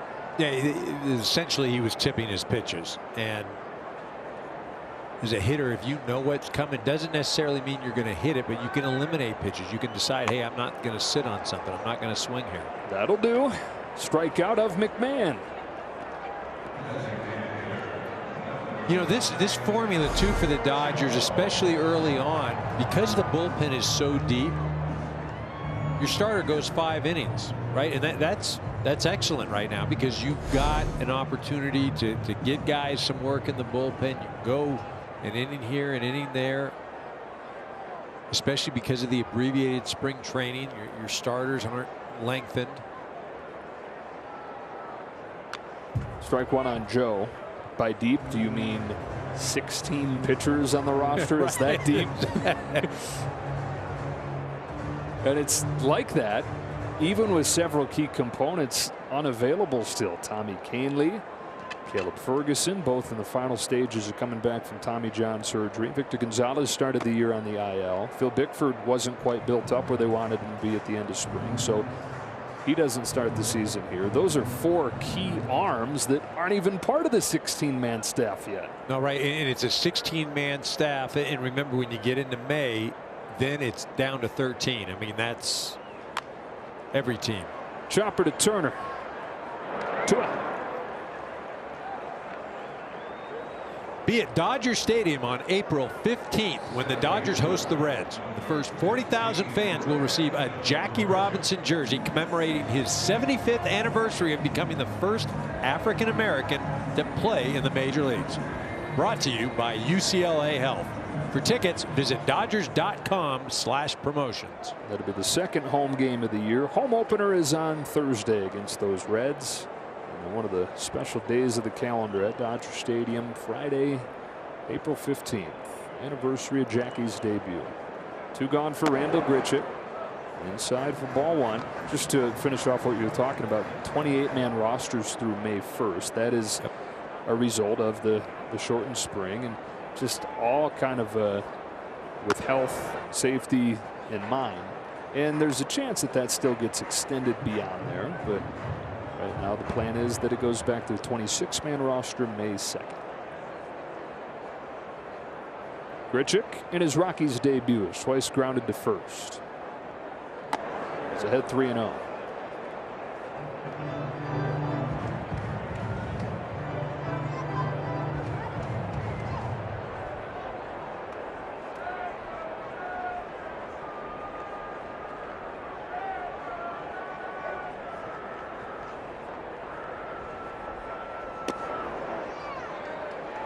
Four-pitch walk. It's a pretty tight 3-0 zone there. Man. Now Mark Wagner behind home plate's been relatively decent, but there have been a lot of close calls, you know, for both sides that you know, neither club has got. Good day to be hit, I should say. Coors Field, tight strike zone. Good day to swing the bat. Just not really a great day to ever face Walker Buehler, though. No. Elias Diaz with 2 gone. Right down the chute. Couple grounders in front of the plate for Diaz today. Hit a career high 18 home runs last year. Parlayed that into a 3-year contract with the Rockies. This is a guy who is 31 years old. Career backup before last year. Finally given that opportunity to be the guy, and took advantage of it.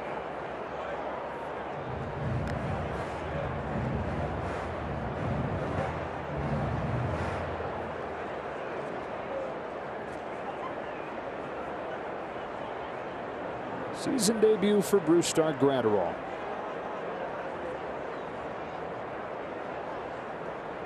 Fires 1-1. That gets ahead 1-2. I mean, if he gets another 2-3 put out, that's got to be some sort of record. We get Rick on that? Oh yeah, Rick, you check that out. 3. The Mike Trout of stats. Yeah. Let's see you pull that one up. Maybe a T-shirt made with Rick's face on it. It says the Mike Trout of stats. And I would love one.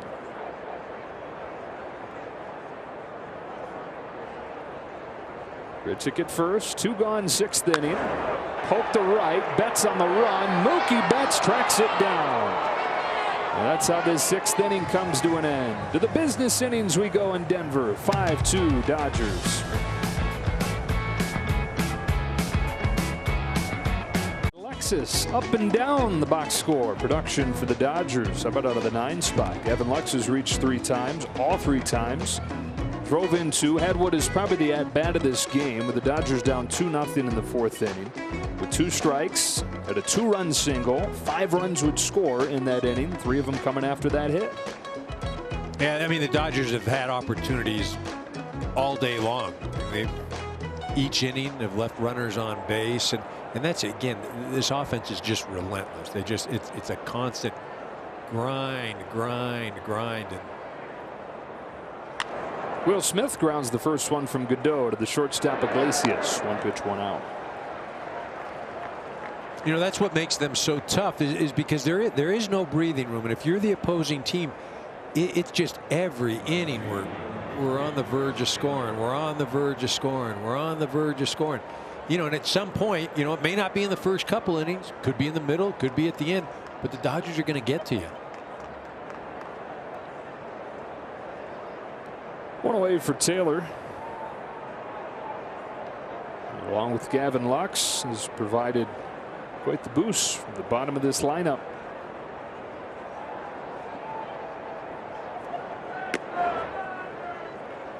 Blake Trinan beginning to warm in the Dodger bullpen. They have several right-handed options down there.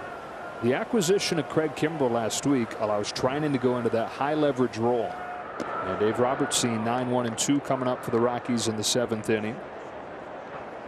This is the spot where he'll choose to fire that bullet. 2-0 on Taylor. Here comes Godot. And there goes a pop-up in a silo. Rogers battling the sun. He's got it.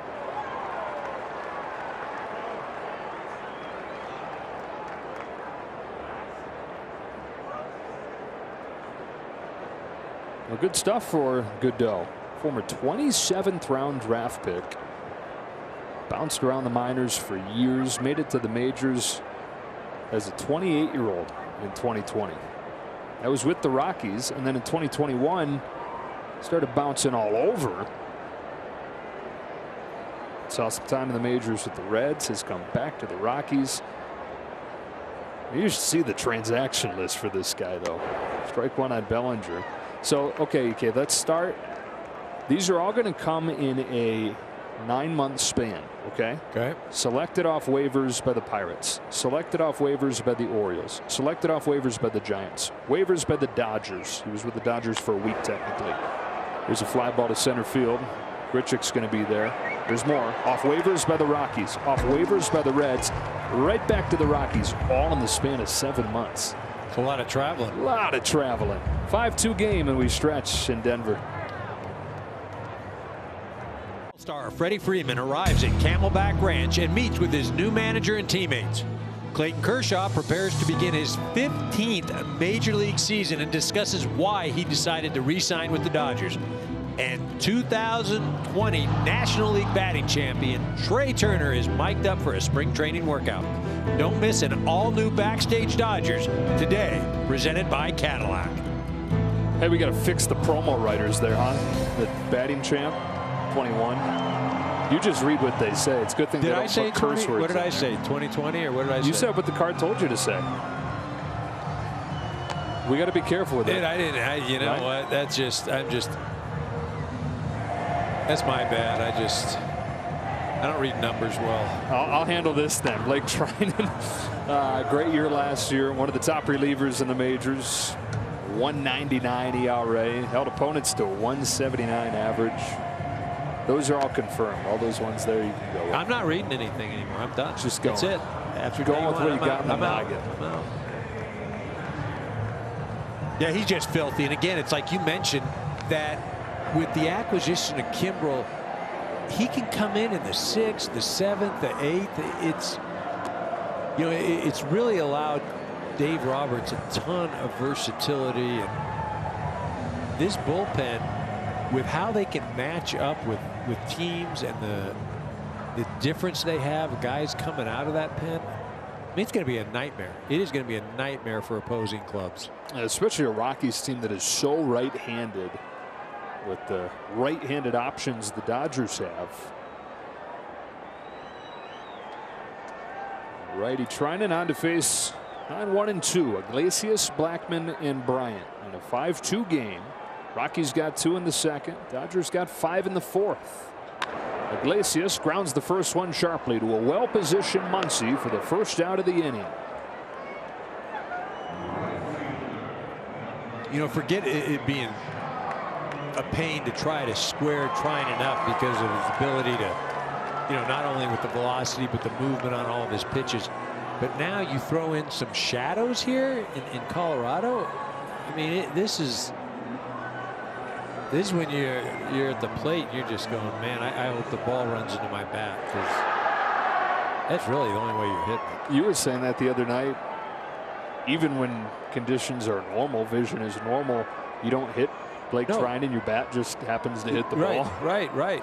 No, the ball happens to hit the bat. Yeah, right. The ball hits the bat. It just. Strike one.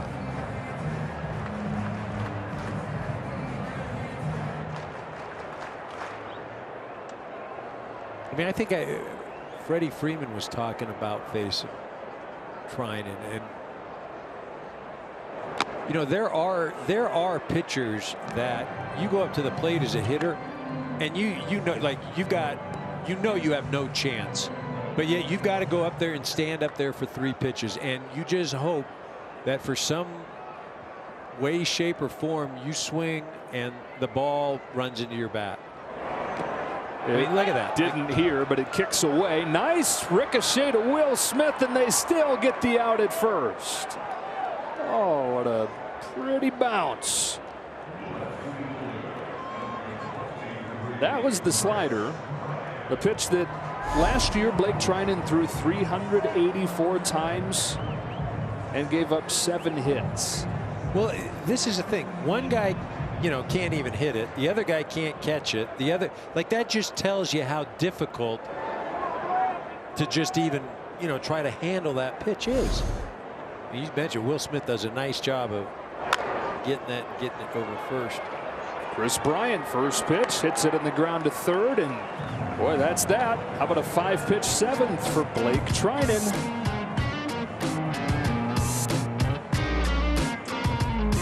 Opening day, we saw Walker Buehler take the mound today. 2 more games against the Rockies. Saturday, we'll see Tony Gonsolin on the mound. Sunday, Julio Urias. Monday, the off day. And then on Tuesday and Wednesday, the team will go to Minneapolis, where we'll see both Andrew Heaney as well as Clayton Kershaw taking the ball on Wednesday, guys.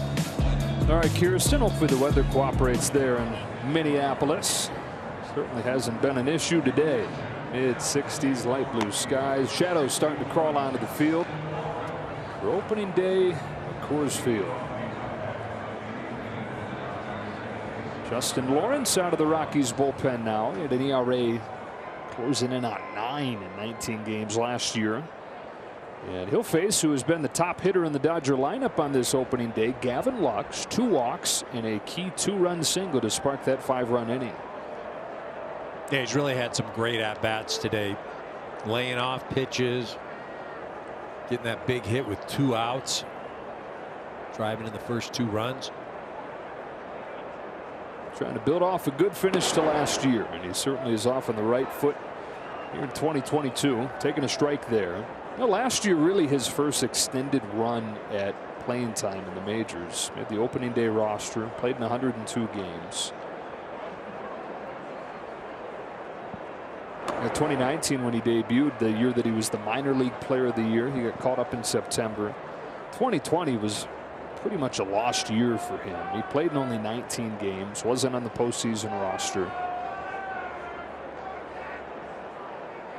or was but hardly played. Slaps this one to third. Mann's got him. So it's important to keep in mind because he's been around for a while, but he's still just 24. Well, that's the thing, is we've heard about him for a number of years. First round pick a couple of years ago, and then he's the heralded minor league prospect. He's on all the, when we talk about baseball prospects, he's at the top of the list. The expectations were almost, you know, unlivable, right? I mean, just, you know, this guy is going to come in, a group of all-stars and great players, and just light things on fire. And that time will come, and it may be now, right? Because he definitely he's shown flashes of it. Got nothing left to prove anywhere other than in the big leagues. You know, and this guy they're facing right now, not a lot of fun to face. 97-mile-an-hour sinker, slider guy. Bat swats one to first, 2 up, 2 down.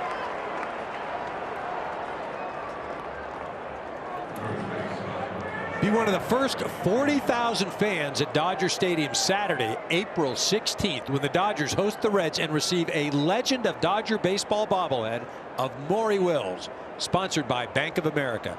For tickets, visit Dodgers.com/promotion. What a bounce back by you. Bam! Right back in the saddle. Woo! 1 inning later. 2 gone for Freddie Freeman, who cuts through a fastball. Feeling good about this year now, Joe. I was starting to question. I didn't like the way I started off. Boy, what a roller coaster this sport is, huh? Oof. Let yourself take it. Freeman's been on 3 times in his Dodger debut. Got hit, walked, and single.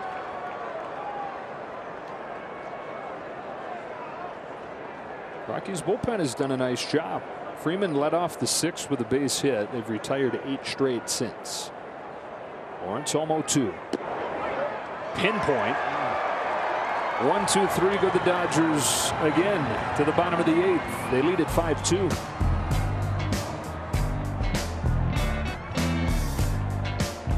What's that, Dodgers?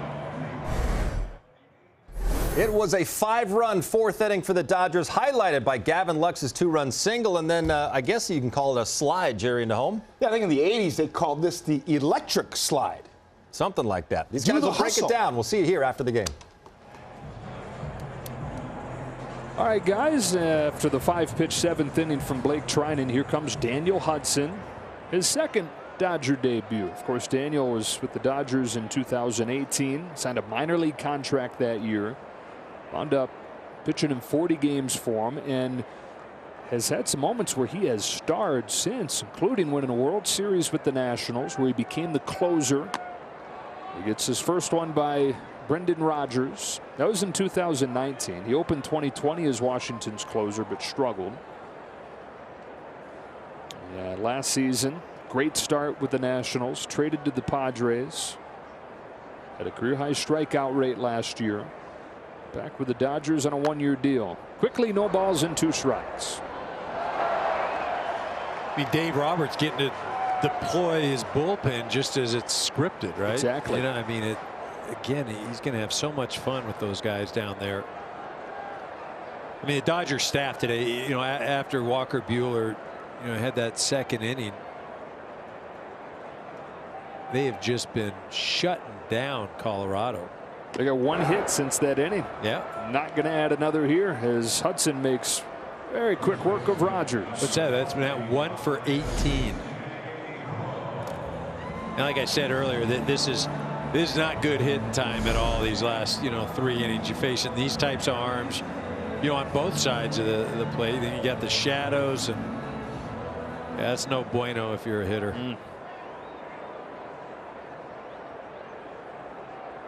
Cron 0 for 3.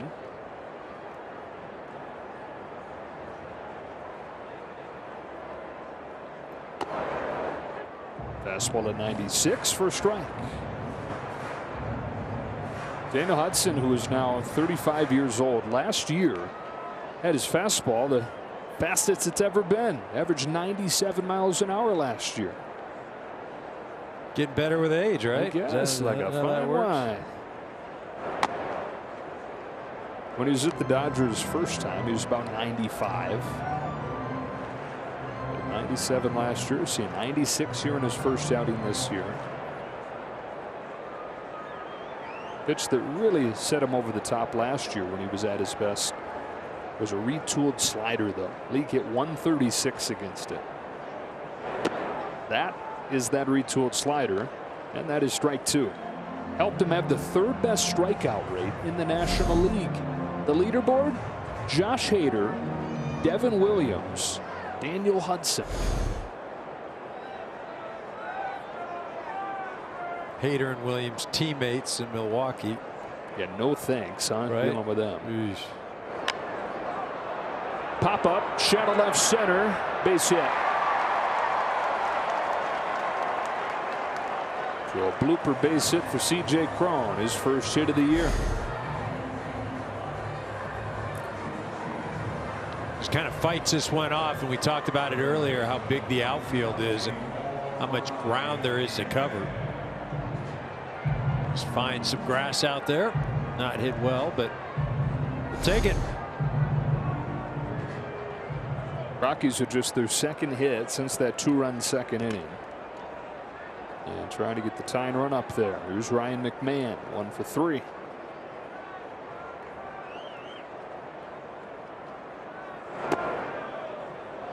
Got to be careful with this guy. You know, it feels like the Dodgers are just dominating this game, but you know, again, only a 5-2 score, and in Colorado, this guy, great power. Hudson has to be careful. It's almost like you got to, whatever the gap is in the score, you got to divide it by 2. That's really how it is when you're playing games at Coors Field. Like a 3-run lead here is a lot different than a 3-run lead most places.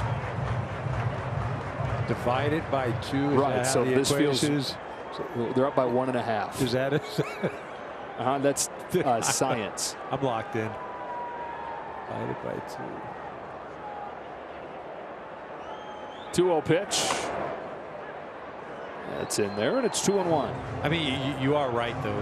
Whatever the score is here, is like, don't even look at it. It's things can happen so fast. Grip that steering wheel, pedal to the metal, right. and cross the finish line in a bit. Then you can glance up.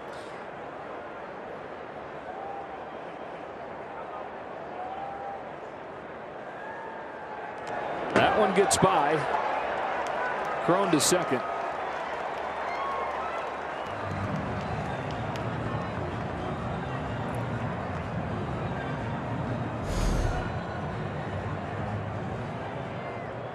This ball bouncing in front of the plate. Just held on to it a little too long. Nothing Will Smith can do there.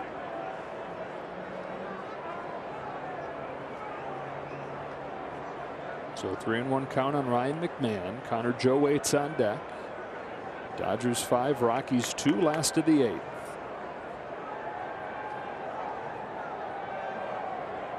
Here comes Hudson. Full count. 97.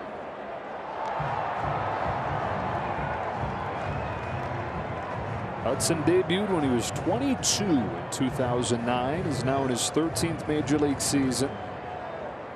One-time top prospect of the White Sox. Debuted the year after he was drafted. Had a fantastic first 3 years in the majors with the White Sox and the Diamondbacks. And has fought through multiple Tommy John surgeries. Comes back to strike out McMahon, going to the top of the zone. The weakness in the scouting report on McMahon, and he exploits it. It just climbs the ladder and gets McMahon to offer at it. Nice job by Hudson. McMahon has gone down 3 times today on strikes. 2 out for Connor Joe.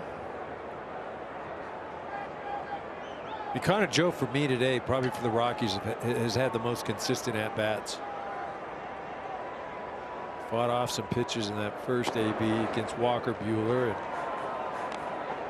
finally got something that he could find a hole. He ended up walking. And just felt like he's been in control all day today.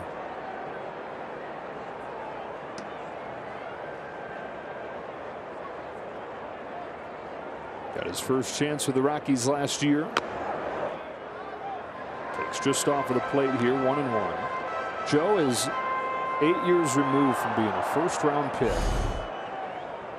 but with his 6th organization. Made it to the majors with the Giants to start 2019. Was actually their opening day left fielder, but went 1 for 15 and cut loose, wondering if he's ever going to make it back. He did last year and had the best on-base percentage on the Rockies. Gave him an at-bat quality that they weren't getting much of outside of him. Quickly became a fan favorite. Great clutch hitter for him. What does he have in store with a potential full season here at the age of 29?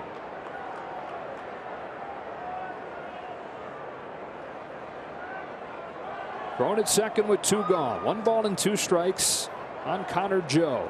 Hudson fires. 2-2.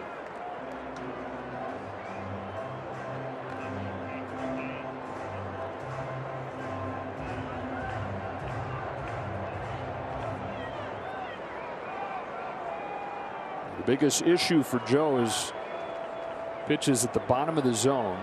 Teams went there more and more as last year went on. Went there more and more against Joe than just about any other hitter in baseball. See where they go here with a 2-2. It is to the bottom of the zone to strike him out. It's the slider from Hudson. And he winds up getting 3 Ks in the inning around the Crone single. After 8, it's 5-2. In the box, try Jack's $5.99 popcorn chicken combos with 100% all white meat chicken and Jack's good sauce. Order now in the Jack app or have it delivered. Dodgers 5, Rockies 2. Dodgers getting all 5 in the 4th. Rockies getting their 2 in the 2nd. Daniel Hudson helping the Dodgers get to 10 strikeouts. That means you can book a flight to get back to LA tomorrow so you can get your free jumbo jacket. Okay. That's what I'm talking about. Right. Hudson gets 3 Ks in that 8th inning. His first one with the Dodgers in a few years. Trey Turner grounds the first pitch of the top of the 9th to short, and his counterpart Iglesias gets him. Justin Lawrence staying in there for the Rockies, who you pointed out is probably not a real fun at bat. No, he sinker slider guy, and he's getting it up there 96, 97 miles an hour. Not a conventional delivery. Got the shadows going right now. I mean, this is a time as a hitter over the course of a season where you can find yourself giving away at bats. Justin Turner looking for his first hit of the day. It's ball 1. You just mean because it's so tough. Well, and like, what are you going to do? Well, you're up 5-2. You feel like you've got this game. You got nobody on out there. This guy, you probably haven't faced him much. He's throwing 97 miles an hour. It's moving. It's like you gotta talk yourself into trying to go up there and battle every single pitch. And that's what makes playing this game so tough. 162 games. It's a game of attrition. To be focused on every pitch, not easy. You're up there like that one. That pitch isn't a great pitch, and that could have easily been called a ball. And if you're Justin, you're going, gee, I'm 1-2. You got to be kidding me. I'm facing the side like.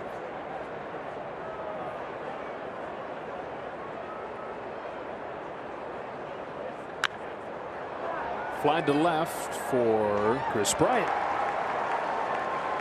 Not 2 gone in the 9th inning. So far has set up to Dave Roberts' liking. Evan Phillips on the left if they're able to add on. Brad Kimbrell if it stays here at 5-2. He didn't want that ball anyways. So you got the 5 innings from Buehler. And then you have Brusdar Graterol, Blake Trinan, Daniel Hudson. It's gone to the script through 8. Here's Muncy.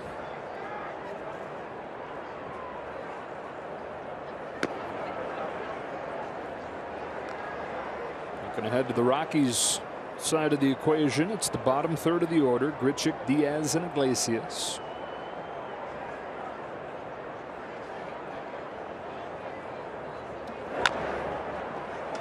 And tomorrow we'll settle in for the grind, huh? Game 2 of 162. Tony Gonsolin faces German Marquez. 6:10.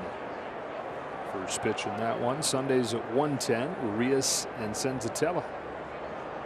Marquez tomorrow for the Rockies. One of those guys that maybe the record isn't great. Some of the, but he's got great stuff, and he does have some excellent numbers. He just he's got to be consistent.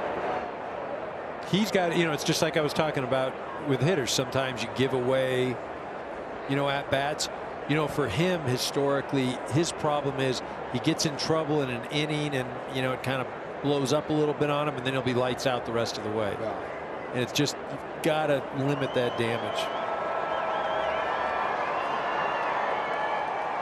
Well, Lawrence looking to go 6 up, 6 down. His 0-2 is bending Muncy back. Oh.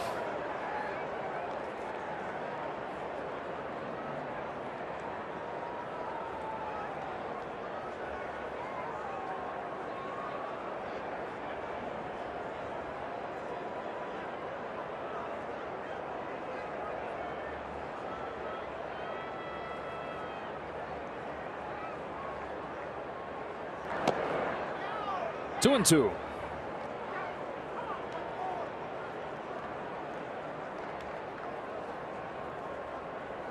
Once he had the first Dodger hit of the day, first Dodger hit of the year, single back in the second.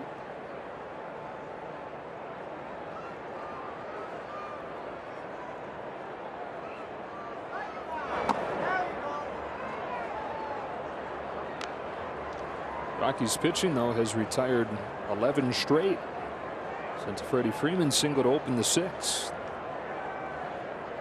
Keeping the Rockies in the game.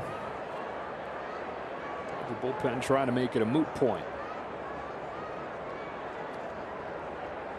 Here's a payoff. Muncie's out in front, and that's the inning. Dodgers down in order again, but leading 5-2. 3 outs to get an opening day win.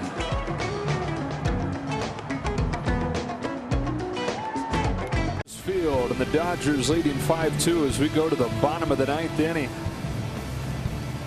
Joe Davis, Eric Karros, Kirsten Watson, and for his Dodger debut, here's Craig Kimbrell.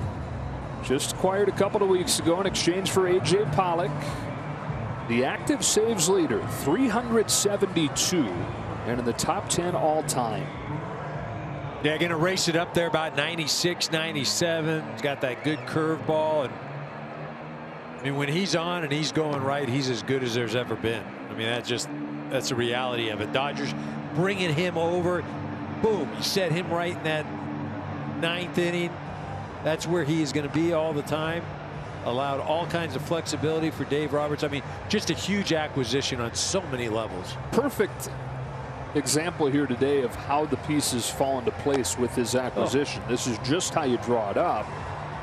And now Kimbrell tries to put the finishing touches on a plan pulled to perfection. 372 saves ahead of Kenley Jansen on the all-time list. He's got a chance to cross Joe Nathan on that list very soon. He's within 5 of him. Dennis Eckersley within striking distance as well. Right now all he cares about is save 373 though. Bottom part of the order, Grichuk, Diaz, and Iglesias. Dodgers 5, Rockies 2. Here we go at the 9th.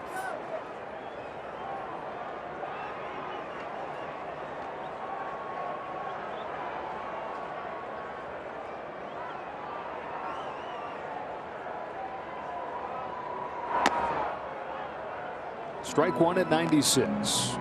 It was not a pretty spring for him. And Craig has talked about how usually that comes from a pretty simple mechanical issue where he kind of gets too east and west as opposed to over the top of the delivery. And neither one of his pitches, you mentioned the fastball or the breaking ball, does what it should. He felt like, though, final outing or two of the spring, started to find that, started to lock those mechanics in. Makes all the difference for him. Well, as we go through this season too, I'm fascinated to see what the Dodgers do with him as far as maybe suggesting things or presenting him with some information, just to see, because again, when you come over here, you've got a new set of eyes, you've got a new set of analytics, you've got a new set and all these things. And again, the Dodgers, what they've been really good at is finding things that guys do well, or maybe they're not using the pitches in a certain situation, all these, but they can improve guys' performance. Here's his 2-1. Right there, 2-2. 33 years old. He's been an all-star 8 times. 5 years with the Braves, 1 year with the Padres. Then the Red Sox, where he won a world championship. With the Cubs for 2.5 years. White Sox at the end of last season. And now here he is with his 6th team in those 13 seasons. First batter that he's facing, Randal Grichuk. Taps it in front of the plate. Kimbrell's got it with a bare hand, and there's the first out of the 9th.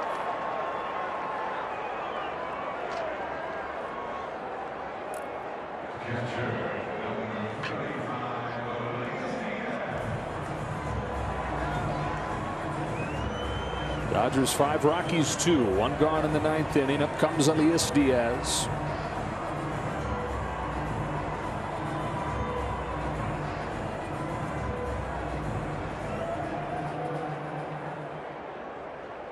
into that imposing signature look, like a predator on the prowl here. Started dangling his arm like that as a rookie in Atlanta. Used to hold it behind his back, but his shoulder was hurting, and that's where he felt relief. He said it feels to him like he's just kind of dangling his arm straight down. It wasn't until he saw a picture of it that he realized how kind of different and it's almost, I don't want to say, yeah, intimidating or menacing, or I'm not even sure. It's almost like he looks like a pterodactyl or something. Right. I don't even know what it is. But the funny thing is you will see other pitchers, and especially like whether it's in high school or the college ranks or youth leagues, and they will imitate that setup. Which, you know, I guarantee you their shoulder wasn't hurting, and they decided to do that. They're just trying to be careful. That looks cool, dude. That looks cool. And it's funny, too, you'd say the intimidating thing. Would it be intimidating if he had like a 7 ERA? Is it intimidating? There's no way he'd be doing that if he had a 7 ERA. Yeah. If it ain't broke. 2-1 on Diaz. 9-hitter Iglesias on deck. Love to be able to finish this off cleanly, not have to worry with the top of the order.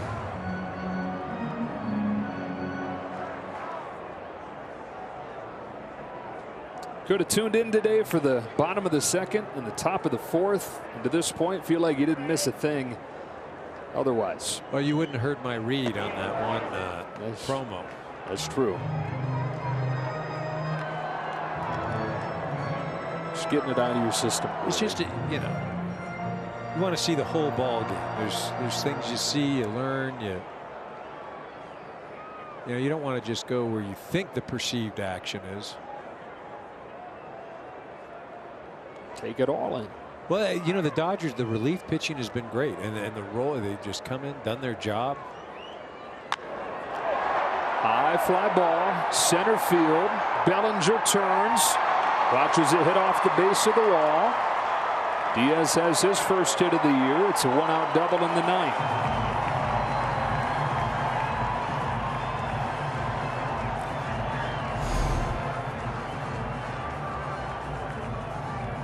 It's a fastball right down the middle part of the plate. Diaz gets a hold of this thing, drives it to one of the deepest parts of the park, and Bellinger does a nice job of playing it right off the wall.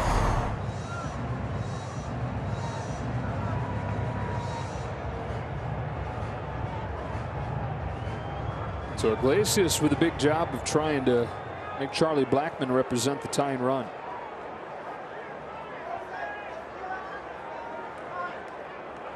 Rockies hoping to get Chris Bryant to the plate.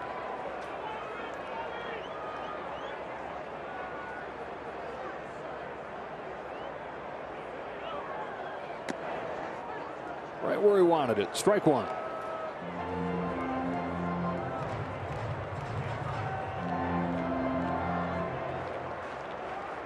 Rockies today 2 for 9 with runners in scoring position.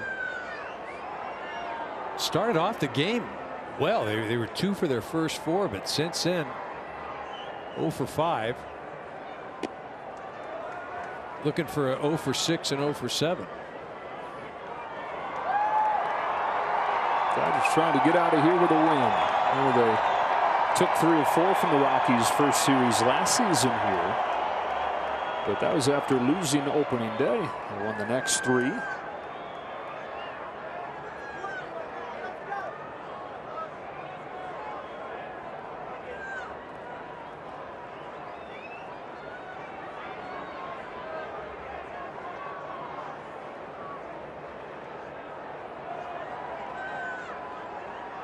Craig Kimbrell against Jose Iglesias. Diaz off second. 1-1 pitch. Iglesias watches a strike. 1-2. He's upset at himself for not pulling the trigger. Could, you know, I mean, that's the thing. Sometimes it's, you know, you just can't even react to a pitch, and then you see where it ends up. And you're like, oh, that's gonna be the only one I'm gonna get the whole at bat.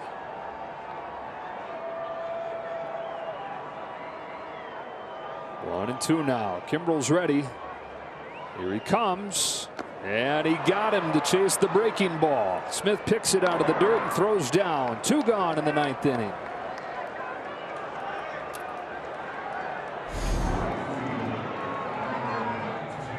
You know, it's like you talked about, you couldn't pull the trigger. You know, I don't even know if he could just even react to that last fastball. And here it's almost as if he made up his mind prior to the pitch. Okay, I've got to get it going and I'm going to swing. And this ball bounces. It's another strikeout for a Dodger reliever. Penn has recorded 11 outs in this game, 6 of them via the strikeout. Had Hudson strike out the side last inning. There's Kimbrel's first as a Dodger. And now it's up to Charlie Blackmon trying to keep things alive for Chris Bryant.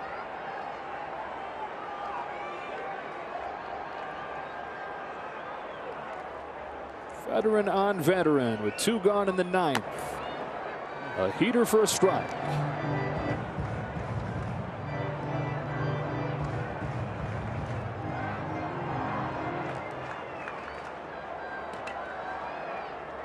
"13-year big leaguer against 12-year big leaguer."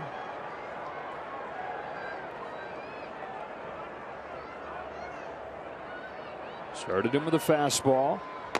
Then goes to the breaking pitch that clips the inside corner, and it's 0-2.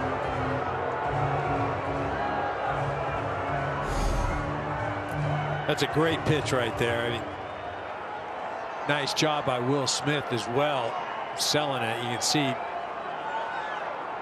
out of the zone right there, but like I said, nice job receiving by Will Smith. Well, Kimbrel and the Dodgers a strike away.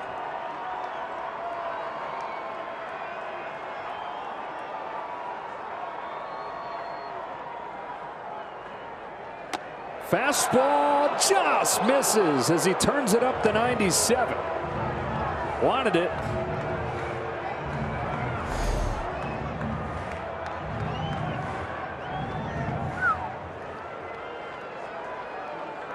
Will Smith trying to sell that one as well, just like he did the previous pitch.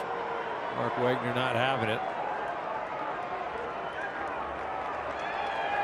Diaz takes third. No worry from Kimbrel.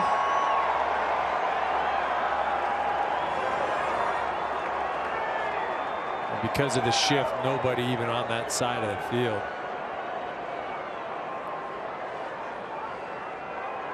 Some pitchers would prefer it this way in this situation. Less of a chance that there's any kind of sign relaying going on. 1-2. Kimbrel deals. Down the line. That's a fair ball.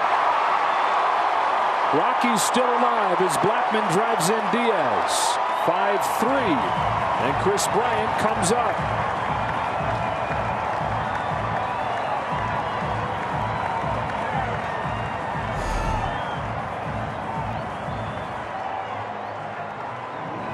Blackmon gets a breaking ball, just kind of hangs over the middle part of the plate. Didn't really have any sharp movement to it. Able to shoot it down in the corner.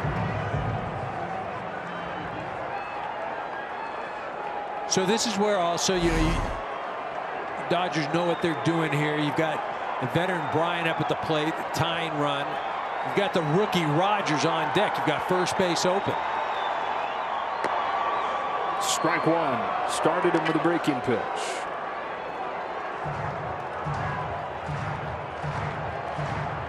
Chris Bryant in his Rocky debut. Their last hope. Craig Kimbrel in his Dodger debut. Trying to squash that hope.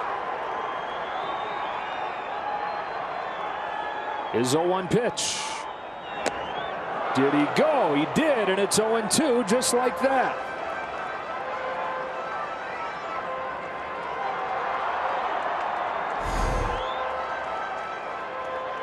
This fastball up in the zone just ties him up.